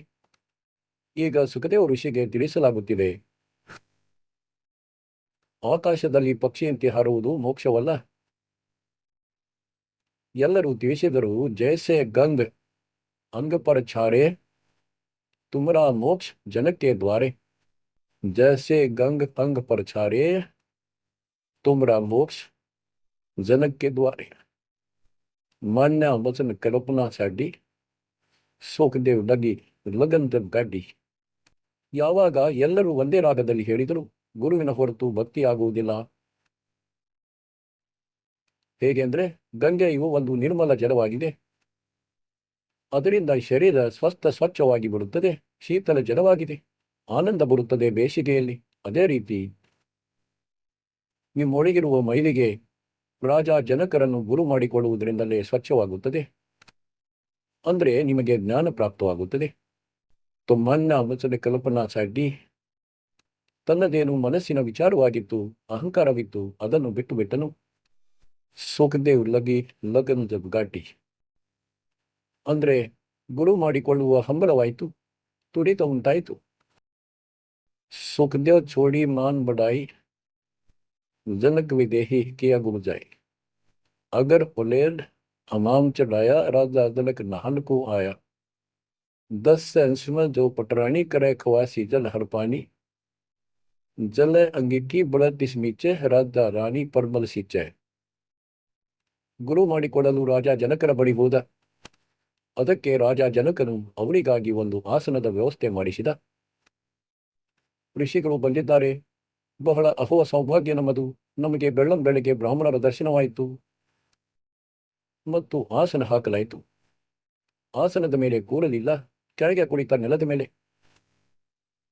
ಮತ್ತು ಹೇಳಿದ, ನಾನು ನಿಮ್ಮನ್ನು ಗುರುಗಳನ್ನಾಗಿ ಸ್ವೀಕರಿಸಲು ಬಂದಿದ್ದೇನೆ. ಈ ವಿಷಯ ರಾಜನಿಗೆ ಗೊತ್ತಿತ್ತು. ಇವನು ನನ್ನನ್ನು ಹೇಯನೆಂದು ತಿಳಿದಿದ್ದ, ನನ್ನನ್ನು ಚಿಕ್ಕವನೆಂದು ತಿಳಿದಿದ್ದ, ನಾಲಾಯಕನೆಂದು ತಿಳಿದಿದ್ದ ಹಾಗೂ ವಿಕಾರಯುಕ್ತನೆಂದು ತಿಳಿದಿದ್ದ. ಈಗ ಎಲ್ಲರೂ ಇವನಿಗೆ ತಿಳಿಸಿದ ಮೇಲೆ ಇವನು ಇಲ್ಲಿ ಬಂದಿದ್ದಾನೆ. ಆದ್ದರಿಂದ ರಾಜ ಜನಕ ಸಾಮಾನ್ಯ ವ್ಯಕ್ತಿಯಲ್ಲವೆಂದು ಅವನಿಗೆ ಈ ವಿಶ್ವಾಸವಾಗುವ ತನಕ ದೀಕ್ಷೆಯನ್ನು ಪಡೆದರೂ ಸಹ ಅವನು ಸ್ಥಿರನಾಗುತ್ತಿರಲಿಲ್ಲ ಹಾಗೂ ವಿಶ್ವಾಸವಾಗುತ್ತಿರಲಿಲ್ಲ. ಅದಕ್ಕೆ ಅವನು ಕುಳಿತುಕೊಂಡ. ಸುಖದೇವ, ಈಗ ಸುಖದೇವನಿಗೆ ಹೇಳಿದರು, ಋಷಿಗಳೇ, ನಾನು ಸ್ನಾನ ಮಾಡುತ್ತೇನೆ, ಅದರ ನಂತರ ಮಾತನಾಡೋಣ, ಚರ್ಚೆ ಮಾಡೋಣ, ಜ್ಞಾನ ಹೇಳುತ್ತೇನೆ, ನಂತರ ನೀವು ಸರಿ ಎನಿಸಿದರೆ ದೀಕ್ಷೆ ಪಡೆಯಿರಿ. ಅವನ ಮುಂದೆ ಒಂದು ಒಲೆ ಹೊತ್ತಿಸಿದರು, ಅದರ ಮೇಲೊಂದು ದೊಡ್ಡ ಕಡಾಯಿ ಇರಿಸಿದರು. ಅಂದರೆ ಸ್ನಾನ ಮಾಡಲು 10-20 ಲೀಟರ್ ನೀರು, 20-30 ಲೀಟರ್ ನೀರು ಹಿಡಿಯುವಷ್ಟು, ಹಾಗೂ ಕೆಳಗೆ ಅದರಲ್ಲಿ ಅಗ್ನಿ ಹೊತ್ತಿಸಿಬಿಟ್ಟರು. ನೀರು ಹೇಗೆ ಕುದಿಯುತ್ತಿತ್ತು ಅಂದರೆ ಚಹಾ ಕುದಿಯುವ ಹಾಗೆ. ಮತ್ತು ಅದಕ್ಕಿಂತ 2 ಫೂಟ್ ದೂರದಲ್ಲಿ ರಾಜ ಜನಕರಿಗೆ ಸ್ನಾನ ಮಾಡುವ ಮಣಿ ಹಾಕಿದರು. ಮತ್ತು ಯಾರು ಆ 10,000 ರಾಣಿಯರಲ್ಲಿ ಎಲ್ಲರಿಗಿಂತ ಪಟ್ಟದ ರಾಣಿಯಾಗಿದ್ದಳು, ದೊಡ್ಡವಳಿದ್ದಳು, ಪ್ರಮುಖರಿದ್ದಳು, ಅವಳು ಅದರಿಂದ ನೀರು ತುಂಬಿಕೊಂಡಳು. ಕುದಿಯುತ್ತಿರುವ ನೀರು ಲೋಟದಲ್ಲಿ ಕೈ ಮುಳುಗಿಸಿ ಮತ್ತು ರಾಜನ ತಲೆಯ ಮೇಲೆ ಹಾಕಿ ಕೈಗಳಿಂದ ಉಜ್ಜುತ್ತಾಳೆ, ಸ್ನಾನ ಮಾಡಿಸುತ್ತಾಳೆ. ಸುಖದೇವ ಋಷಿ ಕುಗ್ಗಿ ಹೋದ. ಹೀಗೆ ಅವಳು ನೀರನ್ನು ಹಾಕುತ್ತಿದ್ದಾಳೆ ರಾಜನ ಮೇಲೆ, ಕುಗ್ಗಿ ಮುದ್ದೆ ಆಗುತ್ತಿದ್ದಾನೆ ಇವನು ಸುಖದೇವ ಗರ್ಭ ಯೋಗೇಶ್ವರ. ಆಗ ರಾಜ ಜನಕ ಹೇಳಿದ, ಸುಖದೇವ, ನೀವು ಬಾಲ ಬ್ರಹ್ಮಚಾರಿಯಾಗಿದ್ದೀರಿ, ಬಹಳ ಶಕ್ತಿ ಸಂಪನ್ನರಾಗಿದ್ದೀರಿ, ಆಕಾಶದಲ್ಲಿ ಹಾರಿ ಹೋಗುತ್ತೀರಿ. ಈ ನೀರಿನಲ್ಲಿ ಬೆರಳನ್ನು ಹಾಕು, ನಾನು ಸ್ನಾನ ಮಾಡಿ ಏನು ಕೆಳಗೆ ಬೀಳುತ್ತಿದೆ, ಈ ಮೋರಿಯಿಂದ ಹೋಗುತ್ತಿದೆ ಗಟಾರದಲ್ಲಿ, ಇದರಲ್ಲಿ ಕೈ ಹಾಕು. ಹೀಗೆ ಹೇಳಿದ. ನಾನು ಹಾಕುವುದಿಲ್ಲ, ಸಂಪೂರ್ಣವಾಗಿ ಬೆರಳು ಕತ್ತರಿಸಿ ಬಿಡುತ್ತದೆ ನನ್ನದಂತೂ. ಮಕ್ಕಳೇ, ಈಗ ಕೇಳಿ ಅಮೃತವಾಣಿ. अगर फुलेल हमाम चढ़ाया राजा जनक नानकू आया, 10 सेंस में 2 पुटरानी करे खवासी जल हर पानी, जल अंगिकी बुलत नीचे राजा रानी परमल सिचे, आओ गर्भ योगेश्वर योगी, हम राजा इंद्रिय रस भोगी, जो तुम रही दे अग्नि जल जाई तो झूठा सुख देवगा योग कमाई, जय तुम रही दे ही अग्नि में जल जाई हुई देश में तो झूठा सुखदेव ಯೋಗ ಕಮಾಯಿ. ಸುಳ್ಳು ಭಕ್ತಿಯನ್ನು ಮಾಡಿರುವ ನೀನು ಮಲ್ಲಾಗಿರ್ ರಾಣಿ ತನ್ಮಾವೆ, ಅಗರ್ ಫುಲೇದ್ ಹಮಾಮ್ ಚನ್ನವಾವೆ, ರಾಜ ರಾಣಿ ಸಗದ ಸ್ವರೂಪ ಸುಖದೇವ್ ಪಡೆ ಅಂತ ಗೈರೇ ರೂಪ. ನೀನಂತೂ ಅಜ್ಞಾನ ರೂಪಿ ಆಳವಾದ ಬಾವಿಯಲ್ಲಿ ಬಿದ್ದಿರುವೆ. ಈಗೇನು ಹೇಳುತ್ತಾನೆ ಸುಖದೇವ, ಜವ ಫುಲೇಲ್ ಲಗಾವ ಅಂಗರಿ अगरी सुबलते पानी में हाथ उंगली दे दो उंगली अंगरी हमारी जलजा काया सगरी. ಒಂದೊಮ್ಮೆ ನಾನು ಇದರಲ್ಲಿ ಕೈ ಹಾಕಿದರೆ ಪೂರ್ತಿ ನನ್ನ ಕೈ ಸುಟ್ಟು ಹೋಗುತ್ತದೆ, ಇಷ್ಟೊಂದು ಬಿಸಿ ಇದೆ ಈ ನೀರು. ರಾಜ ವಿಹಂಸ್ ದೇ ಜಬ್ ತಾರಿ पर हमें ಸ್ನಾನ ಕರಾವ ನಾರಿ. ರಾಜನು 2 ಕೈಗಳಿಂದ ಚಪ್ಪಾಳೆ ತಟ್ಟಿದನು ಮತ್ತು ನಕ್ಕನು. ಹೇಳಿದ, ನನಗೆ ಸ್ತ್ರೀ ಸ್ನಾನ ಮಾಡಿಸುತ್ತಿದ್ದಾಳೆ, ಇವಳದ್ದು ಸಹ ಕೈ ಸುಡುತ್ತಿಲ್ಲ, ನೀನಂತೂ ಹೇಳುತ್ತಿದ್ದೆ ತಾನು ಯೋಗಿಯಾಗಿದ್ದೇನೆ, ಅದಾಗಿದ್ದೇನೆಂದು. ಕರ್ ಸ್ನಾನ್ ತಕತ್ ಪರ್ ಆಯೆ ಸುಖದೇವ್ ಪರಂ ಜ್ಞಾನ ಗೌರಾಯ್. ರಾಜನು ಸ್ನಾನ ಮಾಡಿ ಗದ್ದುಗೆಯ ಮೇಲೆ ಬಂದು ಕುಳಿತರು. ಅವರಿಗೆ ಪರಮಾತ್ಮ ಕಬೀರರು ತಿಳಿಸಿಬಿಟ್ಟಿದರು ಜ್ಞಾನ ಇವರೆಲ್ಲರಿಗೂ. ಈಗ ಜ್ಞಾನವನ್ನಂತೂ ಇವರು ಅದನ್ನೇ ತಿಳಿಸುತ್ತಾರೆ, ಸರಿ ಸಮಾನವಾದದ್ದು. ಆದರೆ ಮಾಡುವುದೆಲ್ಲ ಮೊದಲಿನದೇ. ಭಕ್ತಿಯನ್ನು ಸರಿಯಾಗಿ ಮಾಡುತ್ತಿರಲಿಲ್ಲ, ಸ್ವರ್ಗ ತನಕದ್ದೇ ಮಾಡುತ್ತಿದ್ದರು. बोले जनक विदेही राजा ಇಂದ್ರಿ ದಮನ ಕರಿ ಕಿಸ್ಕಾಚ. ಅಂದ್ರೆ ನೀನು ನಿನ್ನ ಇಂದ್ರಿಯಗಳನ್ನು ದಮನ ಮಾಡಿಕೊಂಡಿರುವೆ, ಅಂದ್ರೆ ಅವುಗಳನ್ನು ವಶ ಮಾಡಿಕೊಳ್ಳ ಬಯಸಿರುವೆ. ಇದರ ಅರ್ಥವೇನಾಗಿದೆ? ನನಗೆ ಇದನ್ನು ತಿಳಿಸು. ಉದ್ದೇಶ ಏನಾಗಿದೆ ನಿನ್ನದು? ಬ್ರಹ್ಮಾನಂದ ಪದ್ ಮಿಲಾನ ತೋಕು ऐसा दर्शत है सबों को. ಸುಖದೇವ್ ಸುನು ದ್ಯಾಸ್ ಕೆ ಪೂತ. ಹೇ ವ್ಯಾಸನ ಮಗನೇ, ಸುಖದೇವ ಕೇಳು. ಇಂದ್ರಿ ಲಾರ್ ಲಗಿ ಸಂಜೂತ. मन बोल इंद्रियां कर्म न जाने, व्यास पुत्र को ज्ञान दिवाने. इंद्री कर्म लगाओ किसके, ದಿವ್ಯ ಲೇಖ ನಹಿ ಮಧುರಸ್ಕೆ. ಈಗ ಹೇಗೆ ಅಂದ್ರೆ, ಜೇನುತುಪ್ಪ ತಿನ್ನುತ್ತಾರೆ. ಜೇನುತುಪ್ಪವು ಬಾಯಿಗೆ ಮೆತ್ತಿಕೊಳ್ಳುವುದಿಲ್ಲ, ಹಾಗೂ ನಾಲಿಗೆಗೆ. ಈ ಟೇಸ್ಟ್ ಯಾರು ತೆಗೆದುಕೊಳ್ಳುತ್ತಾರೆ? ಆ ಟೇಸ್ಟ್ ಯಾರು ತೆಗೆದುಕೊಳ್ಳುತ್ತಾರಲ್ಲ, ಅವರಿಗೆ ಇದೆ ದೋಷ, ದುಃಖ. ಅವನು ಟೇಸ್ಟ್ ತೆಗೆದುಕೊಳ್ಳುತ್ತಾರೆ. ಇದೇ ಪ್ರಕಾರ ಯಾವುದಾದರೂ ಸುಖ ದುಃಖ ಇದ್ರೆ ಅವನಿಗಿದೆ. ಶರೀರಕ್ಕೆ ಇಂದ್ರಿಗಳಿಂದ ಏನು ತೊಂದರೆ ಇಲ್ಲ. ಇಂದ್ರಿ ಕರ್ಮ ಲಗಾವು ಕಿಸ್ಕೆ ಜೈಸೆ ದಿವ್ಯ ಲೇಪನ ಹಿಮ್ಮ ತೋರಿಸ್ಕೆ. ನಾಲಿಗೆಗೆ ಜೇನುತುಪ್ಪ ಅಂಟಿಕೊಳ್ಳುವುದಿಲ್ಲ, ಲೇಪನವಾಗುವುದಿಲ್ಲ. ಅದಂತೂ ಟೇಸ್ಟನ್ನು ನೀಡಿ ಒಳಗೆ ಸರಿಸುತ್ತದೆ. ನೈನ್ ಪಟ್ಟಣ ಈಶ್ವರ್ ಭಾಗ ದೇಕ ಸಿಕ್ಕದ ರೂಪನುರಾಕ ನಸ ಅಗಿರಿ ಕನ್ಸು ಒಂದ ಆತ್ಮ ಪಿಡಾದ ಕನ್ಪಂದ. ಸರ್ವನ್ ಸುನೆ ಬತ್ತ ದೇವ್ ಕಾರಣ ಬೇರ ಕಹೆ ವಿಧಿನಾನ. ಈಗ ಹೇಳುವ ಭಾವಾರ್ಥವೇನೆಂದ್ರೆ, ಎಲ್ಲವನ್ನು ಹೇಳಿ ಅವನಿಗೆ ತಿಳಿಸಿದರು. ಏನಂದ್ರೆ, ಪರ್ಥ ಅಂಜನ್ ಸಂಯಂ ರಾಖೆ ಯೋಗ ಯುಗ ಸದ್ಗುರು ವಾಕ್. ಹೇಳುವ ಅರ್ಥ ಇದಾಗಿದೆ. ನಮ್ಮ ಶಾಸ್ತ್ರಗಳೇನು ತಿಳಿಸುತ್ತವೆ ಅದರ ಅನುಸಾರ ನಮಗೆ ನಮ್ಮ ಭಕ್ತಿ ಮಾಡಬೇಕಾಗಿದೆ. ಈಗ ಹೇಗೆ ಅಂದ್ರೆ ನಿಮಗೆ ತಿಳಿಸುತ್ತೇವೆ. ಡೇರೆ ಡಾಂಡೆ ಕುಶರೋ ಗರೀಬ್ ದಾಸರು ಹೇಳುತ್ತಾರೆ, ಕುಶರೆ ಲಹನ ಮೋಕ್ಷ ದುರುಪರ್ಗಳ ಅದ್ಭುತರಿಗೆ ಡೇರೆ ಮೆಕ್ಕಾದು.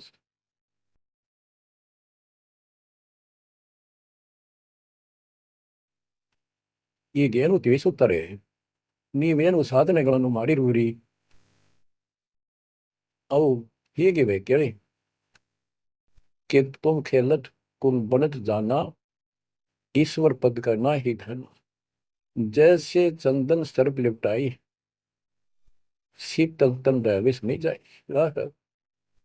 ऐसा योग कमाया पुता, क्या हुआ तो इंद्रिय धूता. ಈಗ ಎಷ್ಟೊಂದು ಅದ್ಭುತ ಉದಾಹರಣೆ ನೀಡಿದರು. ನೀವಂತೂ ಇಂತಹ ಸಾಧನೆಗಳನ್ನು ಮಾಡುತ್ತೀರಿ. ಹೇಗೆಂದ್ರೆ, ಭಕ್ತಿ ಮಾಡಿದ್ದೀರಿ, ತಪಸ್ಸನ್ನು ಮಾಡಿದ್ದೀರಿ ಮತ್ತು ನಂಬಿಕೊಂಡಿರಿ. ನೀವು ಸಿದ್ಧಿಗಳು ಬಂದವು, ಶಾಂತಿ ಎಂದುಕೊಂಡಿರಿ, ಬಹಳಷ್ಟನ್ನು ಪಡೆದೆನೆಂದು. ಹಾಗೂ ಸ್ವರ್ಗದ ತನಕವೂ ತಲುಪಿದಿರಿ. ಸ್ವರ್ಗದಲ್ಲಿ ಸ್ವಲ್ಪ ದಿನ ಆನಂದವನ್ನು ಪಡೆದಿರಿ. ಸ್ವರ್ಗದಲ್ಲಿ ಎಷ್ಟು ದಿನ ಇರುವಿರಿ?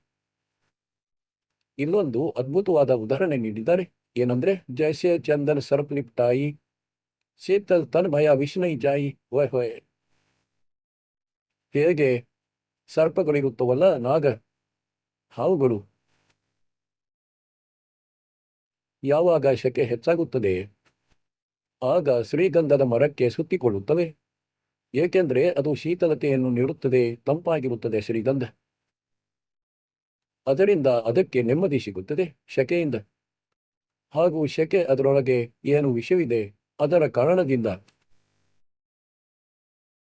ಅದಕ್ಕಾಗಿ ಹೀಗೆ ಹೇಳಿದರು, ನಿಮಗೇನು ಕಷ್ಟವಾಗುತ್ತಿದೆ, 84 ಲಕ್ಷ ಯೋನಿಗಳನ್ನು ನಿಮಗೆ ಅನುಭವಿಸಬೇಕಾಗುತ್ತಿದೆ. ಇದು ನಿಮ್ಮ ಪಾಪಕರ್ಮಗಳ ಕಾರಣದಿಂದ. ಅದು ಈ ಸಾಧನೆಗಳಿಂದ ಕೊನೆಗೊಳ್ಳುವುದಿಲ್ಲ. ಸ್ವರ್ಗದ ತರಕದ ಸಾಧನೆಗಳನ್ನು ಮಾಡಿಕೊಂಡಿರಿ. ಸ್ವರ್ಗಕ್ಕೆ ಹೊರಟುವಾದ ಮತ್ತೆ ಕಷ್ಟ ಅನುಭವಿಸಲು ಬರಲೇಬೇಕಾಗುತ್ತದೆ. ಸ್ವಲ್ಪ ಸಮಯಕ್ಕಾಗಿ ನೆಮ್ಮದಿ ದೊರೆಯಿತು ನಿನಗೆ. ಜೈಸೆ ಚಂದನ್ ಸರ್ಫ್ ಲಿಪ್ಟಾಯಿ और शीतल तन बिसिली जाई. ಹಾವಿನ ಶರೀರಕ್ಕೆ ಶೀತಲತೆ ಸಿಕ್ಕಿತು, ಆದರೆ ವಿಷಯವು ಹಾಗೆಯೇ ಇದೆ. ಅದೇ ರೀತಿ ನಿಮ್ಮ ಈ ಕ್ರಿಯೆಗಳಿಂದ, ಹೀಗೆಯೇ ನಿಮ್ಮ ಈ ಸಾಧನೆಗಳಿಂದ ಈ ಜನ್ಮ ಮರಣದ ರೋಗವು ನಾಶವಾಗುವುದಿಲ್ಲ. ಸ್ವರ್ಗದಲ್ಲಿ ಸ್ವಲ್ಪ ದಿನಗಳ ಸುಖ ಪಡೆದು ಮರಳಿ ಇಲ್ಲಿ ಸಂಕಟ ಪಡುವಿರಿ. ಹಾಗಾಗಿ ऐसा योग कमाया ಪೂತ. ಹೇ ಮಗುವೆ, ಮಗು ಅಂದ್ರೆ ಮೊದಲಂತೂ ಯೋಗಿಯಾಗಿ ಕುಳಿತಿದ್ದ, ನಂತರ ಪೂರ್ಣವಾಗಿ ನತಮಸ್ತಕನಾದ. ಕೇಳಿ ಈ ಮಾತುಗಳನ್ನು. ಈ ಜ್ಞಾನವನ್ನಂತೂ ಕಬೀರ್ ಪರಮಾತ್ಮನು ನೀಡಿದರು. ಜ್ಞಾನವಂತೂ ಅತಿ ಉತ್ತಮ. ರಾಜ ಜನಕ ತಿಳಿಸುತ್ತಿದ್ದಾರೆ ಮತ್ತು ಭಕ್ತಿ ಸ್ವರ್ಗದ ತನಕದ್ದು ಮಾಡುತ್ತಿದ್ದಾರೆ. ನಾವು ಅಂಥವರಲ್ಲಿಯೇ ಒಬ್ಬರು ಆಗಿದ್ದೆವು. ಹೀಗೆ ನಾವಿದ್ದೆವು ಮೊದಲು. ಈಗ ಪರಮಾತ್ಮ ಎಲ್ಲ ಗಂಟನ್ನು ಬಿಚ್ಚಿದರು. ऐसा योग कमाया पुತ್ತ ಕ್ಯಾ ಹುವಾ ಜೋ ಇಂದ್ರಿಯ ದೂತ. ಈ ಇಂದ್ರಿಯಗಳನ್ನು ಕಂಟ್ರೋಲ್ ಮಾಡಿಕೊಂಡೆ ವಿವಾಹ ಮಾಡಿಕೊಳ್ಳುವುದಿಲ್ಲ, ಹಾಗೆ ಹೀಗೆ ಕಾಡಿಗೆ ಹೋಗುವೆನು. ಏನು ಇದರಿಂದ ಮುಕ್ತಿಯಾಗುತ್ತದೆ? ಒಂದೊಮ್ಮೆ ಹೀಗೆ ಮೋಕ್ಷ ಪ್ರಾಪ್ತವಾದರೆ ನಿನ್ನಂತೆ ಬ್ರಹ್ಮಚಾರಿ ಇರುವುದರಿಂದ. ಆಗ ಈ ಕಿನ್ನರರು ಇವರಂತೂ ಎಲ್ಲರೂ ಪಾರಾಗುತ್ತಿದ್ದರು. ಭಕ್ತಿ ಮಾಡಲೇಬೇಕಾಗುತ್ತದೆ. ಕಿನ್ನರನಾಗಿರಲಿ, ಸಾಮಾನ್ಯ ಜನರಿರಲಿ. ಹೇಗೆ ಬ್ರಹ್ಮ ವಿಷ್ಣು ಮಹೇಶ ಮೂವರು ವಿವಾಹಿತರು, ಹಾಗೂ ಇವರ ಭಕ್ತಿ ಮಾಡುವವರು ಹೀಗೆ ಹೇಳುತ್ತಾರೆ ಬ್ರಹ್ಮಚಾರಿಯಾಗಿರಬೇಕೆಂದು. ಬ್ರಹ್ಮಚಾರಿಯಲ್ಲ, ಸದಾಚಾರಿಯಾಗಿರಬೇಕು. ಪರಮಾತ್ಮ ಹೇಳುತ್ತಾರೆ ಮನೆಯಲ್ಲಿರಿ ಮತ್ತು ತಮ್ಮ ಸಾಂಸಾರಿಕ ಕರ್ಮಗಳನ್ನು ಮಾಡಿ ಪರಮಾತ್ಮನ ಭಕ್ತಿಯನ್ನು ಅವಶ್ಯವಾಗಿ ಮಾಡಿ. ಪೂರ್ಣ ಗುರು ಇರಲಿ, ಮನೆಯಲ್ಲಿಯೇ ಇರಿ, ಬೇಕಿದ್ರೆ ಹೊರಗೆ ಇರಿ. ಹೀಗೂ ಅಲ್ಲ ಮದುವೆಯಾದರೆ ಮಾತ್ರ ಮುಕ್ತಿಯಾಗುತ್ತದೆ ಅಥವಾ ಮದುವೆ ಆಗದಿದ್ದರೆ ಮುಕ್ತಿಯಾಗುತ್ತದೆ ಎಂದು. ಹಾಗೇನೂ ಅಲ್ಲ. ಅಂದ್ರೆ ಮಂತ್ರದಿಂದ ಮೋಕ್ಷವಾಗುತ್ತದೆ. ಹಾಗೂ ನಿಜನಾಮದ ಭಕ್ತಿಯನ್ನು ಮಾಡಿ. ಆದರೆ ಹೊಟ್ಟೆಪಾಡಿಗಾಗಿ ಕೆಲಸವನ್ನಂತೂ ಮಾಡಲೇಬೇಕಾಗುತ್ತದೆ. ಅದಕ್ಕಾಗಿ ಕೆಲಸವನ್ನು ಸಹ ಮಾಡಿ. ನಾಮ್ ಮುಟ್ಟದ ನಾಮ್ ಬೆಟ್ಟದ ನಾಮ್ ಸೋತ ಜಾಗ್ಬೆ, ನಾಮ್ ಕತ್ತೆ ನಾಮ್ ಪಿಕ್ತೆ ನಾಮ್ ಸೆಕ್ಕೆ ನಾಗ್ಬೆ. ಈಗ ಎಲ್ಲ ಸಂತರು ಇದೇ ಮಾರ್ಗವನ್ನು ತಿಳಿಸಿದ್ದಾರೆ. ಗೀತೆಯು ಇದನ್ನೇ ತಿಳಿಸುತ್ತದೆ. ಸೂಕ್ಷ್ಮ ವೇದವನ್ನು ನಿಮಗೆ ನಾನು ತಿಳಿಸುತ್ತಿದ್ದೇನೆ. ಈಗೇನು ಹೇಳುತ್ತಾರೆ? ಗುರುವಿನ ಹೊರತು ಮೋಕ್ಷವಾಗುವುದಿಲ್ಲ. ಗುರು ಪೂರ್ಣವಾಗಿರಬೇಕು. ರಾಜ ಜನಕರಿಂದ ಎಷ್ಟು ಮೋಕ್ಷವಾಗುವುದಿತ್ತು, ಸ್ವರ್ಗ ಪ್ರಾಪ್ತಿಯಾಯಿತು ಅಷ್ಟೇ. ಹಾಗಾಗಿ ಯಾವ ಭಕ್ತಿಯನ್ನು ನೀವು ಮಾಡುತ್ತಿದ್ದೀರಿ, ಇದು ಸ್ವರ್ಗ ತನಕದ ಪ್ರಾಪ್ತಿಯಷ್ಟೇ. ಹಾಗೂ ಸ್ವರ್ಗವೇನು, ಮಹಾಸ್ವರ್ಗಕ್ಕೆ ಹೋಗಿ ಬ್ರಹ್ಮಲೋಕಕ್ಕೂ ಹೋಗಿ ಮರಳಿ ಬರುತ್ತಾರೆ. ಈಗ ಗರೀಬ್ದಾಸರು ವಾಣಿಯನ್ನು ಹೇಳುತ್ತಾರೆ. ಸುರ್ತಿ ಸುಬದ್ಮಲಾಗಿ ಡೋರಿ ತಾತ ಹೋಗನೆ ಬಡಿ ಉಮರ್ ಭೇ ಗೌರಿ ಸಂಘ असंख और जन्म पुरबुले गंदा अंडा तड़काया बोले योग संयोग मिले जब आई शिव ಗಿರಿಜಾಕೋ ಕಥಾ ಸುನಾಯಿ. ಯಾವುದೋ ಸಮಯ ಸಂಯೋಗವಿತ್ತು. ಆಗ ಶಿವನು ಪಾರ್ವತಿಗೆ ಈ ಕಥೆಯನ್ನು ತಿಳಿಸಿದನು. ಹಾಗೂ ಅದೇ ಸಮಯ ಇದರದ್ದು ಸಂಯೋಗ ಬಂತು. ಕೆಟ್ಟಿರುವ ಮೊಟ್ಟೆಯದು ಸುಖದೇವನಿಗೆ ಮನುಷ್ಯ ಜೀವನ ಸಿಗುವ ಸುಮತ್ ಜ್ಞಾನ ಅಂಡ ಪದವಾಡಿ अंडा फूटा चेतन भयतराय कोटि कोटि जन्म के बड़मा दमल की एची ने निज धर्मा ऐसा ज्ञान अगम गौराया ಪ್ರಜಾಮಿ ಚೇತನ್ ಹೋರಾಯ. ಆ ಮೊಟ್ಟೆ ಪಕ್ಷಿ ಆಯಿತು. ಅದಕ್ಕೆ ರೆಕ್ಕೆಗಳು ಬಂದವು, ರೆಕ್ಕೆ ಬೆಳೆದವು, ಹಾಗೂ ಚೇತನನಾಗಿ ಜೀವಿತನಾಗಿ ಬಿಟ್ಟ. ಚೇತನ ಹೊಯ್ ಬರ್ಯಾ ಓಂಕಾರ ಶಿವಯೋಗಿ ಮನಮಾಯಿ ಸುಮಾರ ಹೂಂ ಹೂಂ ಎನ್ನತೊಡಗಿದ. ಗಿರಿಜಾ ಬೇಗಾರಗಲ್ಪನ್ನ ಪಂಚಿ ಕೋನ್ ಬಳಸಿದವರಾದ. ಶಿವನಿಗೆ ಸಂದೇಹವಾಯಿತು. ಪಾರ್ವತಿಯಂತೂ ತಲ್ಲಿನಳಾಗಿದ್ದಾಳೆ ಮತ್ತು ಈ ಪಕ್ಷಿ ಎಲ್ಲಿಂದ ಸದ್ದು ಮಾಡುತ್ತಿದೆ. ಅಜರ್ ನಾಮ್ ಚಿಹ್ನ ಪದ ಭಾರಿ ಹೂಳ್ಯ ಸುಲ್ಟ ಫಂಕ್ ಹೊಸಾರಿ. ಹಾಗೂ ಆ ಗಿಳಿ ಹಾರಿ ಹೋಯಿತು. ಶಿವಯೋಗಿ ಜದ್ ಭಯಾಚ ಚಾಯ್ನಾ ಪಂಕ್ಷಿ ಸುನಾ ಹಮಾರಾ ಜ್ಞಾನ. ಶಿವಯೋಗಿ ಜದ್ ಭಯಾಚ ಚಾಯ್ನಾ ಪಂಕ್ಷಿ ಸುನಾ ಹಮಾರಾ ಜ್ಞಾನ. ज्ञान का चोर जान नहीं पावे ಪಂಕ್ಷಿ ಚಂದ ತಜ್ ಪೂದರ್ ಸುಮಾರ್. ಈಗ ಶಿವನು ಹೇಳಿದ ಜ್ಞಾನ ಕದ್ದು ಬಿಟ್ಟ. ಈ ಕಳ್ಳನನ್ನು ಕೊಲ್ಲುತ್ತೇನೆ, ಇಲ್ಲದಿದ್ದರೆ ಬೇರೆಯವರಿಗೆ ತಿಳಿಸುವನು. ಅದಕ್ಕೆ ಆ ಆತ್ಮ ಪಕ್ಷಿಯ ಶರೀರವನ್ನು ಬಿಟ್ಟು ಮತ್ತು ವ್ಯಾಸನ ಪತ್ನಿಯ ಗರ್ಭದಲ್ಲಿ ಹೋಯಿತು, ಹೊಟ್ಟೆಯಲ್ಲಿ ಹೋಯಿತು. ಬ್ರಹ್ಮ ವಿಷ್ಣು ಧ್ಯಾನ್ ರಾಯ್ ಶಿವಯೋಗಿ ಕೋ ಬೇಗ್ ಬುಲಾಯ್. आनंद वचन कहे त्रिपुरारी सुले वचन व्यास की नारी या एक चोर हमारा आया तुमरे उधर आन समाया. माता बोली बाणी निग्गी हमको खबर नहीं तंजी की. 12 वर्ष रहे तन्वाही लगी समाधि ಧ್ಯಾನ ಧೂಂತಾಹಿ. ಮಕ್ಕಳೇ, ಈಗ 3 ದೇವತೆಗಳು ಅಲ್ಲಿ ಬಂದು ಬಿಡುತ್ತಾರೆ. ವ್ಯಾಸನ ಹೆಂಡತಿಗೆ ಹೇಳುತ್ತಾರೆ, ನಮ್ಮ ಜ್ಞಾನದ ಕಳ್ಳ ನಿನ್ನ ಹೊಟ್ಟೆಯಲ್ಲಿದ್ದಾನೆ. ಅದಕ್ಕೆ ವೇದವ್ಯಾಸರ ಪತ್ನಿ ಹೇಳುತ್ತಾರೆ, ನನಗೆ ಜ್ಞಾನವಿಲ್ಲ. ಬೋಲ್ಲೆ ಬ್ರಹ್ಮ ವಿಷ್ಣು ಮಹೇಶ್ವರ ದೇವ सुन पंछी तू ज्ञान प्रेवा बाहर आओ बचन सुन वही तुमरा नाश प्रभु ना हो. गिरिव शिवपो सुखदेव से कहा मानो वचन हमार उत्पत्ति पर लैमेट हूँ सन कमल देदार. बोले पंछी वचन उचारी माता को सुख दीने वारी। माता कहे पुत्र सुखदेवा, गर्भ जूमी मत आओ भेवा। बोले सुखदेव विहलवाणी, गर्मा विश्व महेश्वर पांड। पोटी पोटी भुक्ति 84, काटो फंद पुरुष विनश। क्यों देवाज खंबीर माया, उदर गर्भ से बाहर आया। ओल नाल कसी कमर बुतंगा, चाला सुखदेव बनखंड सनवा। पुत्र पुत्र वास्कर तेरे, ಮಾಯಾ ಮೋಹ ಕಥು ನೇದರೆ. ಹೊಕ್ಕಳ ಬಳ್ಳಿಯನ್ನು ಹೆಗಲ ಮೇಲೆ ಹಾಕಿಕೊಂಡು ನಡೆದ ಹಾಗೂ ಹಾರಿ ಹೋದ. ಸುಖದೇವ ತಾಯಿಯ ಗರ್ಭದಿಂದ ಬರುತ್ತಲೇ 12 ವರ್ಷದ ಆಯಸ್ಸಿನಲ್ಲಿ ಹೊರಬಂದಿದ್ದ. ಪುತ್ರ ಪುತ್ರ ವ್ಯಾಸ್ಕರ ಕೇರೆ, ವ್ಯಾಸರು ಪುತ್ರ ಪುತ್ರನೆಂದು ಕೂಗತೊಡಗಿದರು. ಮಗು ಮಗನೇ. ಅದಕ್ಕೆ ಸುಖದೇವ ಹೇಳಿದ, ಮಾಯಾ ಮೋಹ ಕಚುನಿ ಮೇರೆ, ಕೋನ್ ಪುತ್ರ ಕೋ ಪಿತಾ ಕಹಾವೆ, ಶಬ್ದ ಸ್ವರೂಪ ರಹೆ ನಿರ್ದಾವೆ, पार्थ तो गुम तिंद समाना, पान पान में पदम सुदलता में 10 पुत्र से कीने सार। सुखदेव भरा संभंकार, पोज में पाया व्यास गुसाई, मिला नहीं उल्टा धराई. ಅವನು ಆಕಾಶದಲ್ಲಿ ಹಾರಿ ಹೋದ, ಅಂತರ್ಧ್ಯಾನನಾದ. ಅವನು ಸಿಗಲಿಲ್ಲ, ಆ ಕಾರಣದಿಂದ ಮರಳಿ ಮನೆಗೆ ಬಂದ. आगे जाए वही प्रचंडा जैसे नदी 18 गिरा. शूरनर मणिगण गंधर्व ज्ञानी सबसे ऊंचा है अभिमानी. अदर विमान चले मन रूपा, गर्भ योगेश्वर ज्ञान स्वरूपा. गिरिवादी ने भी वाद कर विचरा लोक, ಸದ್ಗುರು ಜನಕ ದೇಹಿ ಮೆದ್ಭಾವತ ಮಹಿ ಮೋಕ್ಷ. ಹಾಗಂತೂ ಈ ಕಥೆ ನಿಮಗೆ ಮೌಖಿಕವಾಗಿ ಹೇಳಿರುವೆ. ಇದೆಲ್ಲವನ್ನು ಮೇಲೆ ಇವು ಸಹ ಹೋಗುತ್ತಿದ್ದ ಹಾರಿ ಸಿದ್ಧಿಯಿಂದ ಈ ಒಂದು ಸಿದ್ಧಿ ಪ್ರಾಪ್ತವಾದರೆ ಆಗ ಒಂದೇ ಮೂಲಿಕೆಯಿಂದ ನಾಟಿ ವೈದ್ಯರಾಗಿ ಬರುತ್ತಾರೆ ಈ ಜನರು. ಈ ಋಷಿಗಳಲ್ಲಿ ಯಾರಿಗೋ ಒಂದು ಸಿದ್ಧಿ, ಇನ್ಯಾರಿಗೋ ಎರಡಾದವು. ಇವುಗಳಿಂದಲೇ ಯಾರದೋ ನಾಶ ಮಾಡಿದರು, ಮತ್ತಾರದೋ ವಿಕಾಸ ಮಾಡಿದರು. ಇವರು ಹೀಗೆ ಪ್ರಸಿದ್ಧಿಯನ್ನು ಪಡೆಯುತ್ತಿದ್ದರು. बेहतर अक्षों में अक्षय करी, चौड़कर से सुअर के दे धार्य जोड़ा करेंगे सभी काल के वेश. ಇಡೀ ಜೀವನದಲ್ಲಿ ವ್ಯರ್ಥ ಸಾಧನೆ ಮಾಡಿ ಸಿದ್ಧಿ ಪ್ರಾಪ್ತಿಸಿ 72 ಅಕ್ಷೋಹಿಣಿ ಸೇನೆ, ಮಾಂದಾತ ಚಕ್ರವರ್ತಿ ರಾಜನ ಸೇನೆಯ ವಿನಾಶ ಮಾಡಿದ ಚುನಕ ಋಷಿಯು ವಾ ಆಯಿತು. ಇಡೀ ವರ್ಲ್ಡ್ನಲ್ಲಿ ಗಿರಿದಾಸರು ಹೇಳುತ್ತಾರೆ, ಅಲೆಯುತ್ತಿರುವ ಮೃತ್ಯುವಾದರೂ ನಡೆದಾಡುವ ಮೃತ್ಯು ದೇದಾರ್ಯ ಜೋರಾ ಕಡೆ. ಎಸ್ಸಭಿ ಕಾಲಕ್ಕೆ ಮಕ್ಕಳೇ, ಸೌಭಾಗ್ಯವಂತರಾಗಿದ್ದೀರಿ ನೀವು. ಇಂತಹ ನಿಷ್ಕರ್ಷ ಜ್ಞಾನ 2-3 ಬಾರಿ ಬಿಸಿ ಮಾಡಿ ತಯಾರಿಸಿದ ತುಪ್ಪವೇ ಸಿಕ್ಕಂತೆ. ಅಷ್ಟೊಂದು ಶುದ್ಧವಾಗಿದೆ ಇದು. ಶುದ್ಧಕ್ಕಿಂತಲೂ ಶುದ್ಧ, ಪರಿಶುದ್ಧವಾಗಿದೆ. ಸೌಭಾಗ್ಯಶಾಲಿಗಳಾಗಿದ್ದೀರಿ. ಪರಮಾತ್ಮ ನಿಮಗೆ ಮೋಕ್ಷ ನೀಡಲಿ, ಸದಾ ಸುಖಿಯಾಗಿರಲಿ. ಸತ್ ಸಾಹೇಬ್.